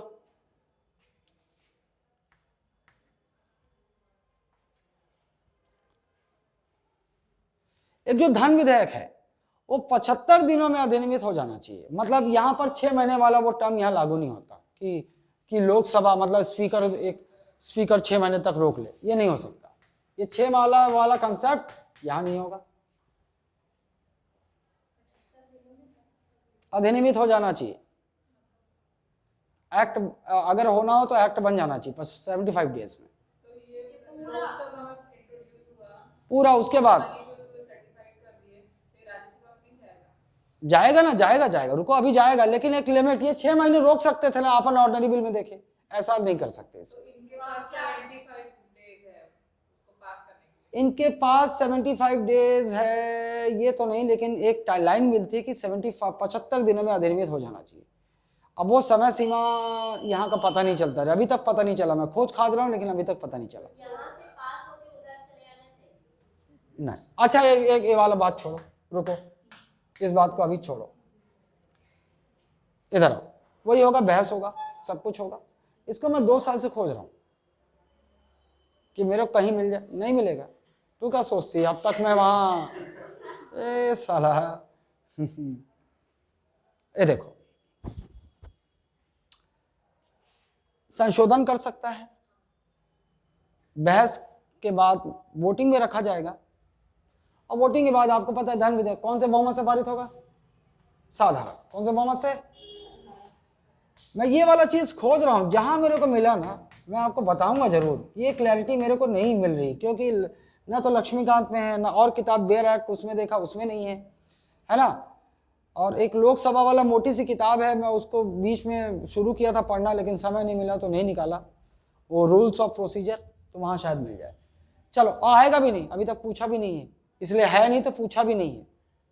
वो तो क्या है, पढ़ाते पढ़ाते खुद मैं थोड़ा ऐसा होता है ना, जैसे जितनी बार तुम पढ़ोगे डाउट आएगा, जितनी बार मैं पढ़ाऊंगा तो खुद एक अलग एंगल खुलता है। मैं बाद में बस वो जी तो पॉइंट तुम्हारे नोट्स पे एक लिखा रहेगा, वो उतना काफी है। इधर आओ, साथ कौन से बहुमत से पारित होगा? ठीक। अगर पास नहीं हुआ तो, अब रुको ध्यान से सुनो, अगर लोकसभा में एक धन विधेयक साधारण बहुमत से पारित नहीं हुआ तो, देखो ध्यान, अगर पारित नहीं हुआ तो, लोकसभा में पारित नहीं हुआ तो क्या होगा? If it is not passed in Lok Sabha,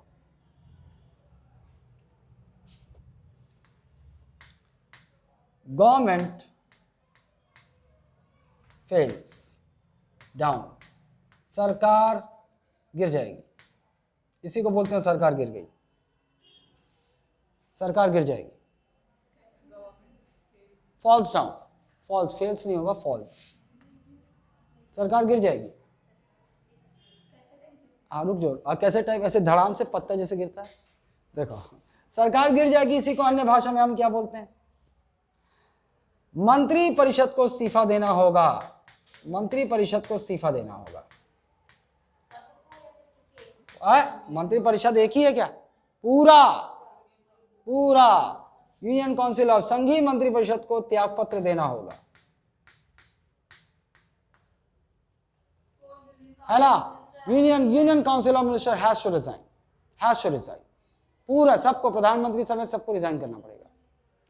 मतलब सरकार गई, फिर क्या होगा? मतलब फिर लोकसभा भंग, नहीं चुनाव। उसके बहुत सारे कंडीशन है। हो सकता है कि आप आगे समझोगे कि राष्ट्रपति जो दूसरी लार्जेस्ट पार्टी है उसको मौका दे दें, तुम बनाओगे क्या सरकार? वो सब अभी नहीं, सरकार गिर जाएगी, मतलब council of minister has to resign, है ना। और मान लो रिजाइन नहीं किए तो हमन नहीं करन जा, तो राष्ट्रपति बर्खास्त कर देंगे, है ना।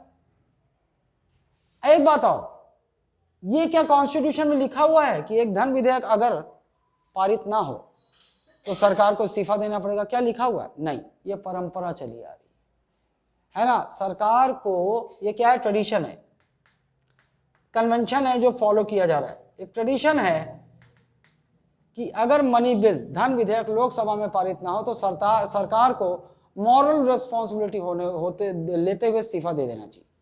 मॉरल रिस्पॉन्सिबिलिटी, सरकार की नैतिक जिम्मेदारी, सरकार को नैतिक जिम्मेदारी लेते हुए इस्तीफा दे देना चाहिए। इस बात को समझे आप? ऐसा क्यों बोल रहा है?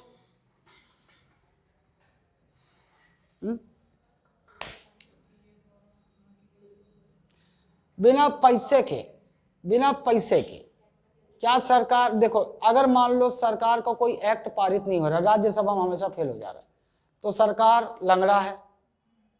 और अगर मान लो सरकार को काम करने के लिए पैसा चाहिए और वो भी लोकसभा में पास नहीं हो रहा, तो सरकार के दोनों पांव कट गए। तो ऐसे रेंग के कीड़ा क्या सरकार चलाएगा? समझो आप, बिना सरकार के बिना पैसे के, बिना फाइनेंस के क्या सरकार काम कर पाएगी? नहीं कर सकती। ऐसी सरकार का वजूद होने का कोई मतलब।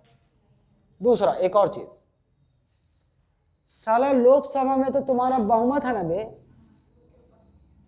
बहुमत है ना भाई। लोकसभा में 50% से ज्यादा हो तभी तो तुम्हारी सरकार है। तुम्हारा मनी बिल, सरकार का मनी बिल पास नहीं हो रहा है, मतलब इसका मतलब क्या हुआ? इसका मतलब नहीं, उसमें लाने की भी जरूरत नहीं है। अगर मान लो इस्तीफा नहीं देंगे तो भी एक मौका है ना, मनी बिल अगर पास नहीं हो रहा है मतलब दूसरे वालों को पता रहे साले बिखर चुके हैं सब, कोई एक साथ नहीं है। अगर मान लो ऐसी कंडीशन में नो कॉन्फिडेंस मोशन कोई ले भी आए वो पास हो जाएगा। मतलब ऐसा कब होगा, मान लो 300 सांसद बीजेपी के हैं, है ना, और मंत्री एक बिल लेकर आ रहा है धन के लिए, और 300 सांसद के होते हुए अगर वो बिल यहां ऑर्डिनरी मेजॉरिटी से पास नहीं हुआ, इसका मतलब प्रधानमंत्री नरेंद्र मोदी खुद जान जाएंगे ये साले लोग अब सब बिखर चुके हैं, कोई साथ में नहीं, सब मिल चुके हैं दूसरे पार्टी से, मतलब हम तो ऑलरेडी बहुमत में नहीं है। और आपकी सरकार जब एक बार आप चुनाव जीतते हो, चाहे आप बहुमत ले आओ, आधे से 543 सीट का आधे से ज्यादा सीट ले आओ तो भी तो सरकार बनेगी आपकी, नहीं आता है तो भी गठबंधन और मिलाजुला के सरकार बन जाती। लेकिन आप सरकार में 5 साल तक तभी रहोगे जब तक आप बहुमत में रहोगे। धन विधेयक पारित नहीं हुआ, इसका मतलब क्या हुआ, आपने अपना बहुमत लोकसभा में खो दिया है ना। You are in minority, you are not in majority right now, you are in. तो ऐसे भी इस्तीफा प्रधानमंत्री साइन करेगा, केवल वही जहाज का कैप्टन है वो साइन किया, मतलब गई पूरी मंत्रिपरिषद गई। हाँ, जहाज का कैप्टन मान लो तुम्हारा जहाज छोड़ के चल दिया, अब क्या कर लोगे समुद्र के बीच में, तुमको आता है क्या जहाज से निपटना, स्टॉर्म से निपटना, ये सब सबका मरना तय है। इसीलिए तो बोलते हैं प्रधानमंत्री कौन होता है, he is the captain of the ship, सरकार रूपी कैबिनेट रूपी शिप का कप्तान होता है प्रधानमंत्री। हमारा प्रधानमंत्री लेकिन लबरा है, ठीक, ये समझ गए आप। लेकिन अगर पास हो गया तो राज्यसभा में जाएगा, पास हो गया तो ना, पास हो गया तो जाएगा कहां। अब राज्यसभा का पावर ध्यान से सुनो, राज्यसभा, क्या राज्यसभा एक धन विधेयक को रिजेक्ट कर सकता है, रिजेक्ट नहीं कर सकता, नहीं है पावर उसको। Rajya Sabha can not reject a money bill, वो वोटिंग नहीं कर सकता। राज्यसभा धन विधेयक पर वोट नहीं कर सकता, मान ली इसी को और क्या बोल देंगे, ही कैन नॉट रिजेक्ट, ये नहीं कर सकता, नहीं है। राज्यसभा को मतदान या अस्वीकृत करने की शक्ति है ही नहीं, जब मतदान की शक्ति नहीं है तो वह अस्वीकृत क्या करेगा, ठीक, पहला पॉइंट। दूसरा पॉइंट, ये ज्यादा से ज्यादा क्या कर सकता है, 14 दिनों तक रोक सकता है। कितने दिनों तक, 14 दिनों तक रोक सकता है। कितने दिनों तक, Rajya Sabha can withhold a money bill for maximum up to 14 days, 14 दिनों तक डिले कर सकता है, बोल सकता है डिले कर सकता है 14, और 14 दिनों के पश्चात क्या होगा, 14 दिन उसने रोक लिया कुछ नहीं, तो 14 दिनों के बाद क्या होगा, पास मान लिया, पारित मान लिया जाएगा। 14 दिन बीतने के बाद क्या होगा, पारित मान लिया जाएगा।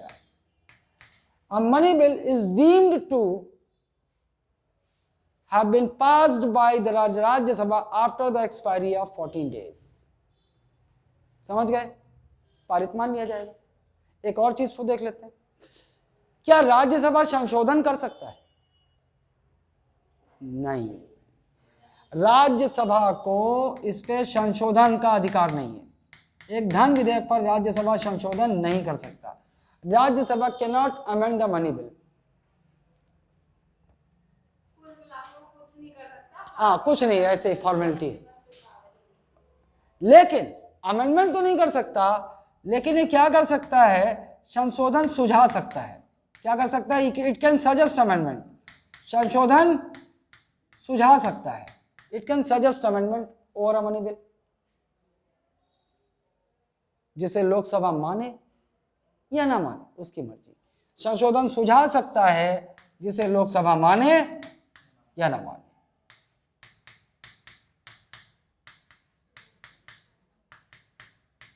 जिसे लोकसभा माने या ना माने, संशोधन सुझा दिया ना तो लोकसभा आएगा, नहीं मानते, जा छोड़, रिजेक्ट, तो भी कुछ नहीं, वो तो हो गया, पारित मान लिया गया। अब इसके बाद पहुंचेगा कहां, राष्ट्रपति के पास। अब फिर आपको पहले ही बता चुका हूं भाई, कोई बिल आएगा तो राष्ट्रपति के पास शक्ति कहां है, कौन से आर्टिकल में, 100। लेकिन अब की बार ये कौन सा बिल है, मनी बिल है। प्रेसिडेंट के पास देखो पावर, या तो स्वीकृति दे देंगे, पहला same assent, he may give his assent to the bill, money bill क्या बन जाएगा, एक्ट बन जाएगा। और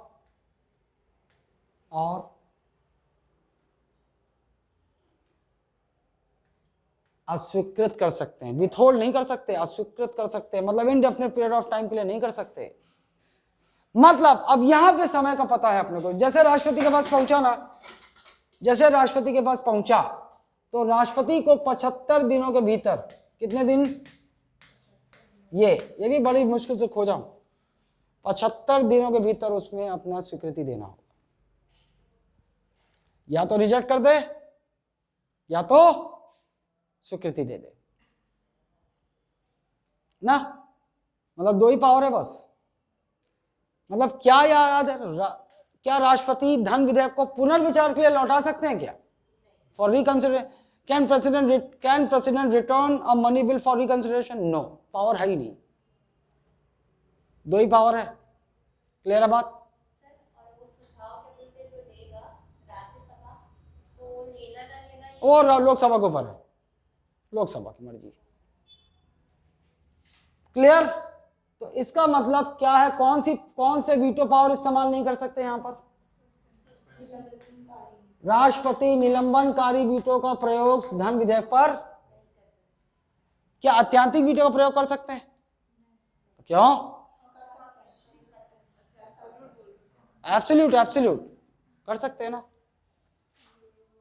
भाई, रिजेक्ट कर दिया मतलब खत्म। अच्छा एक बात बताओ, जब प्रेसिडेंट ने 75 days, it must be enacted within 75 days, 75 दिनों के भीतर अधिनियमित हो जाना चाहिए धन विधेयक को। अगर 75 दिन के मतलब नहीं करते तो वो पारित ही हो जाएगा। नहीं, ये 14 वो कर ही नहीं सकते, उनको करना ही पड़ेगा भाई। संविधान कह रहा है तुमको देना, या तो रिजेक्ट कर दो या तो स्वीकृति दे दो। और ये 14 डेज के अलावा 75 डेज है, फिर नहीं, ये अलग है पगली, ये तो राज्यसभा केवल 14 दिन। हाँ, उसके बाद जो 20 डेज अभी बात को ध्यान दो जहां पर है, क्या बात है, कौन से वीटो पावर इस्तेमाल कर सकते हैं मनी बिल पर प्रेसिडेंट? एब्सोल्यूट और केवल एब्सोल्यूट, ना तो पॉकेट वीटो का इस्तेमाल कर सकते हैं ना तो सस्पेंसिव, केवल एब्सोल्यूट, ओनली एब्सोल्यूट। डेफिनेशन नहीं समझे क्या? प्रेसिडेंट अगर किसी को रिजेक्ट कर देते हैं तो वो एब्सोल्यूट वीटो। क्लियर है बात ना? इतनी ही बातें जानने की जरूरत है। क्लियर? अब चलो थोड़ा सा, अब मान लो इन्होंने बोला नहीं ये मनी बिल नहीं है, क्या है ये, फाइनेंस बिल है, बोल दिया क्या, फाइनेंस बिल। चलो अब फाइनेंस बिल है तो देखो यही समझो, नए में, अच्छा चलो नए में चल देते हैं, कोई बात नहीं। लेकिन वो याद रखना कि अभी वो पूरा प्रोसेस सेम था, बस अभी लोकसभा स्पीकर, चलो अरे नहीं इसमें हो जाएगा।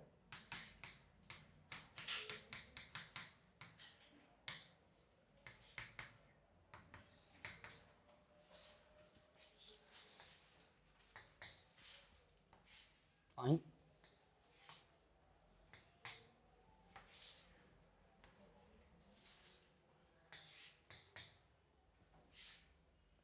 वित्त और अंदर धन। फिर आपको ये तो पता है, पहले गया था यहां पूर्व अनुमति, फिर उसके बाद प्रस्तुत कहां हुआ था, लोकसभा में ही होगा, चाहे मनी बिल हो चाहे धन, हो गया। और लोकसभा स्पीकर ने क्या बोल दिया इसको, ये क्या है, वित्त विधेयक। क्या है ये, फाइनेंस बिल है।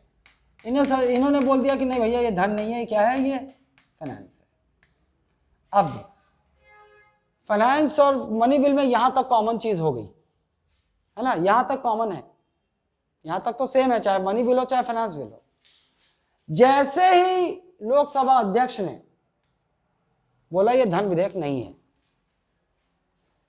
फिर आप बस इतना जान लो, बस इतना जान लो, इसके बाद सब कुछ साधारण विधेयक की तरह होगा, लाइक एन ऑर्डिनरी बिल।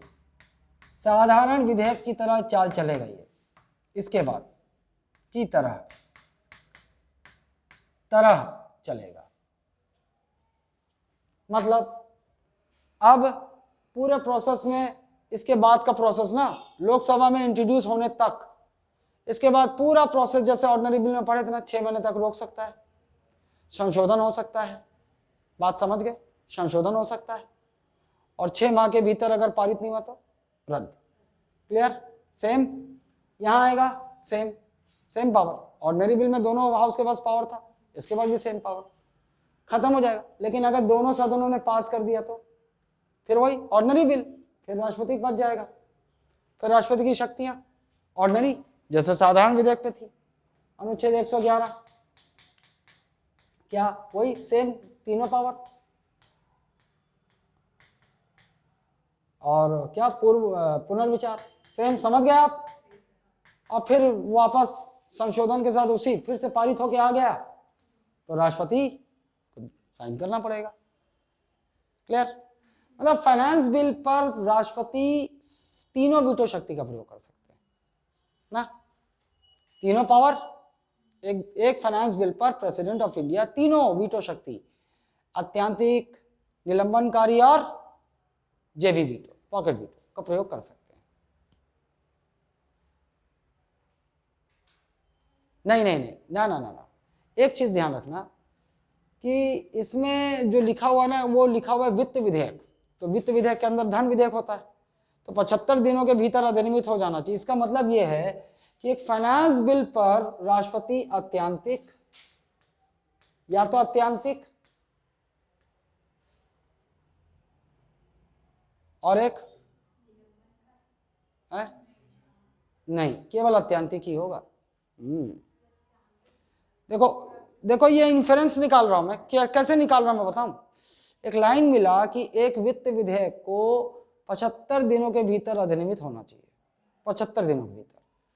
तो या तो राष्ट्रपति स्वीकृति दे दे, वो वाला चीज, लेकिन यहां पर तो तीनों शक्ति है ना, यहां पर तीनों शक्ति है, तो या लेकिन पुनर्विचार के लौटा सकते हैं यार, तीनों शक्ति है।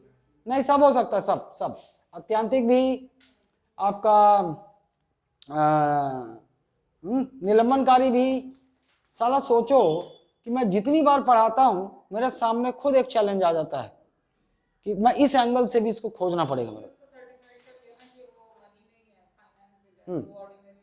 हाँ, ये बहुत सारी चीजें मैं अपने इन्फ्रेंस से तुमको समझाता हूं, नहीं दिया है, खोज लो। लोग कहते हैं लक्ष्मीकांत बाइबल है, नहीं दिया है ना। वो ये तरीका मैंने खुद पढ़ पढ़ के अपने तुमको समझाने के लिए बनाया है। ये मेरा है, लिखता हूं मैंने LK पेटेंट स्टाइल, ये मेरा है ना। कई जगह हो सकता है मैं गलत हो सकता हूं, लेकिन अब तक ऐसा क्वेश्चन आया ही नहीं। हो सकता है, लेकिन उसका जवाब आपको वहां भी नहीं। तो मैं आपको समझाने के लिए कई जगह लेके आता हूं। ये इन्फ्रेंस है, तुम ढूंढ लेना किताब में, ये नहीं मिलेगा। तो ये आप समझ जाओ, ये तीनों पावर है ना, उसमें बोला है कि साधारण विधेयक की तरह चलता है, तो राष्ट्रपति के पास भी वही शक्तियां पूरी, सब। नहीं, वो कभी आ गया ना तो निकल जाओगे। ये हो गया, समझ में आ गया। अब एक बचा है आखिरी, संविधान संशोधन विधेयक ना। अब उसका रास्ता देखो।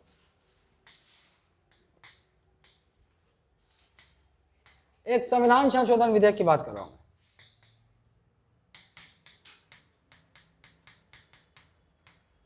एक बार मेरे को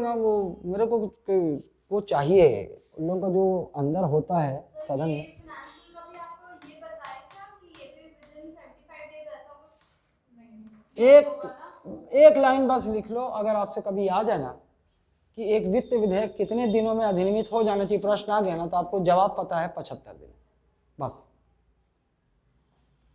इधर आओ, अब ये वाला समझो आप। एक यही चीज है, ये जो मेरे को ना, मैं बहुत यहाँ पे वो उसके लिए प्रयास किया, लेकिन मिला नहीं। आओ इधर आओ। अब ये कौन सा बिल है? संविधान संशोधन। ये है कॉन्स्टिट्यूशनल अमेंडमेंट बिल, ये ना। कोई प्रेसिडेंट की प्रायर, बिल्कुल प्रेसिडेंट की कोई प्रायर रिकमेंडेशन नहीं थी इसको, फिर वही रास्ता किसी भी। अच्छा एक और चीज ये भी आप जानते हो, कोई भी ला सकता है, गवर्नमेंट बिल भी हो सकता है और नॉन गवर्नमेंट बिल, कोई भी ला सकता है ना, किसी भी सदन में प्रस्तुत। इसका भी वही पहला चीज क्या है, किसी भी सदन में प्रस्तुत किया जा सकता है। It can be introduced in either of the house, किसी भी सदन में प्रस्तुत।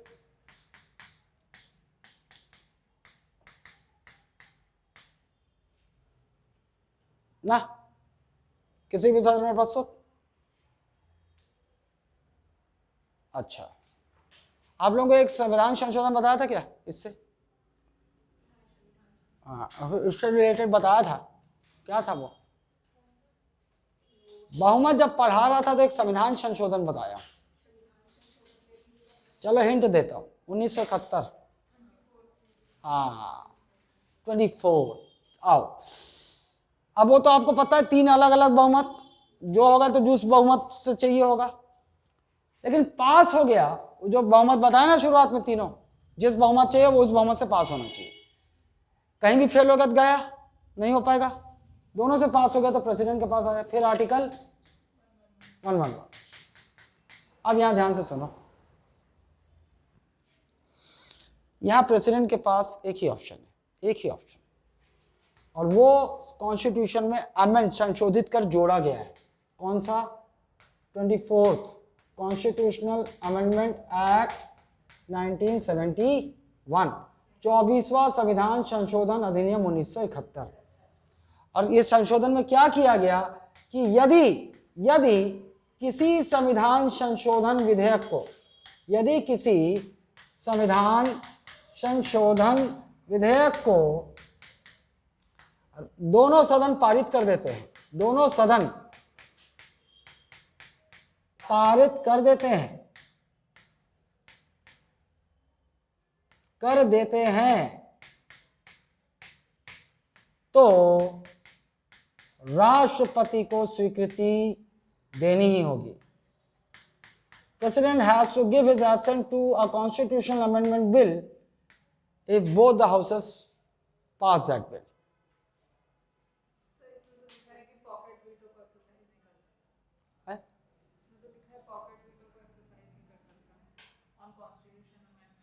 हाँ, नहीं कर सकता, कोई भी नहीं कर सकता, कुछ भी आए। देखो पॉकेट वीटो इस्तेमाल नहीं कर सकता और एब्सोल्यूट भी नहीं कर सकता। देखो इसको समझो आप, एब्सोल्यूट वीटो भी इस्तेमाल नहीं कर सकता क्योंकि वो रिजेक्ट ही नहीं कर सकता, देना ही पड़ेगा। एब्सोल्यूट वीटो भी इस्तेमाल नहीं कर सकते। Pocket veto for indefinite period देना ही पड़ेगा, मतलब सस्पेंसिव पॉकेट वीटो भी इस्तेमाल नहीं कर सकते इसके ऊपर, पॉकेट वीटो भी इस्तेमाल नहीं कर सकते। लेकिन वो रिकंसिडरेशन के लिए वो वाला मैटर क्लियर नहीं है ना, वो मैटर क्लियर नहीं है। मैं जितना बता रहा हूं बहुत है, इतना भी कोई नहीं जानता है, नहीं बताता, या तो जानता नहीं या तो वो उसको बता ही नहीं।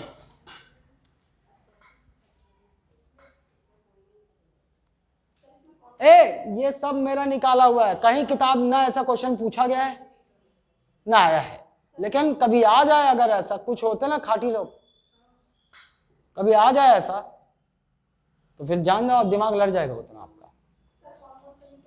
ये तो कर ही नहीं सकता, अभी दिमाग लगाना, ये अस्वीकृत कर ही नहीं सकता, तो क्या अत्यंतिक प्रयोग कर पाएगा? और क्या इसको स्वीकृति देनी ही होगी तो क्या ये अनिश्चित काल के लिए जेब में रख के भूल जाएगा? क्या नहीं रख सकता, नहीं कर सकता। ये इसके पहले कर सकता था, इसके अब इससे अमेंडमेंट के बाद उसको देना ही पड़ेगा। हाँ, पास नहीं होगा तो मामला ही खत्म, हाँ उसमें कुछ नहीं होगा। इसीलिए तो बोला दोनों, if both is passed by both the house. Clear है? ये बात समझ गए आप? एक और चीज, ये संविधान संशोधन विधेयक क्या स्टेट लेजिस्लेचर ला सकता है? नहीं ला सकता। क्लियर? अच्छा चलो एक ज्वाइंट सिटिंग की बात कर लेते हैं। आप लोगों ने कल संयुक्त बैठक देखा। संयुक्त बैठक कौन से विधेयक पर हो सकता है? साधारण और वित्त। धन पर नहीं हो सकता और संविधान संशोधन विधेयक पर नहीं हो सकता ना, संयुक्त बैठक नहीं हो सकता। मनी याद आ रहा था, फाइनेंस बिल है।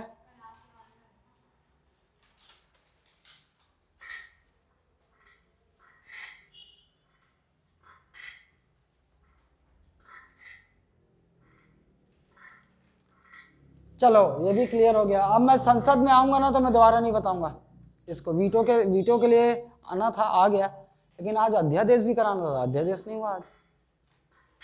कल अध्यादेश, कल नहीं, कल, हाँ कल अध्यादेश कर लेते हैं अपन। कल क्लास रखते हैं ना, इस संडे टेस्ट नहीं है क्योंकि सिलेबस थोड़ा अभी और होना है। और टेस्ट में आओ रे, तुम लोग टेस्ट नहीं दे रहे हो, कैसे पढ़ाई कर रहे हो कि नहीं कर रहे हो, कैसे पता चलेगा? बाकी लोग समझ में नहीं आ रहा है, क्या बात है नोनी? हाँ आई थी, अच्छा आई थी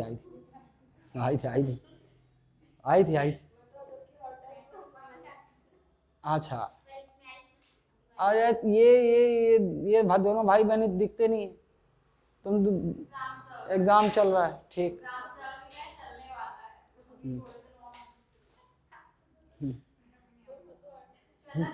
हो गया है, कल फर्स्ट एग्जाम है और उसका जनवरी तक ही जाएगा, 14 जनवरी से। Semester exam?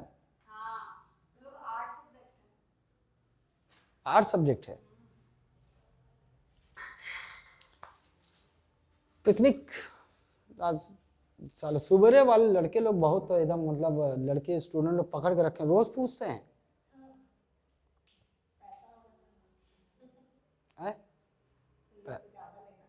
ले लोग ज्यादा लूंगा क्यों? एक और स्पॉट सुझाएं लोग, बांधवगढ़ बेड़ा घाट है, कहाँ है?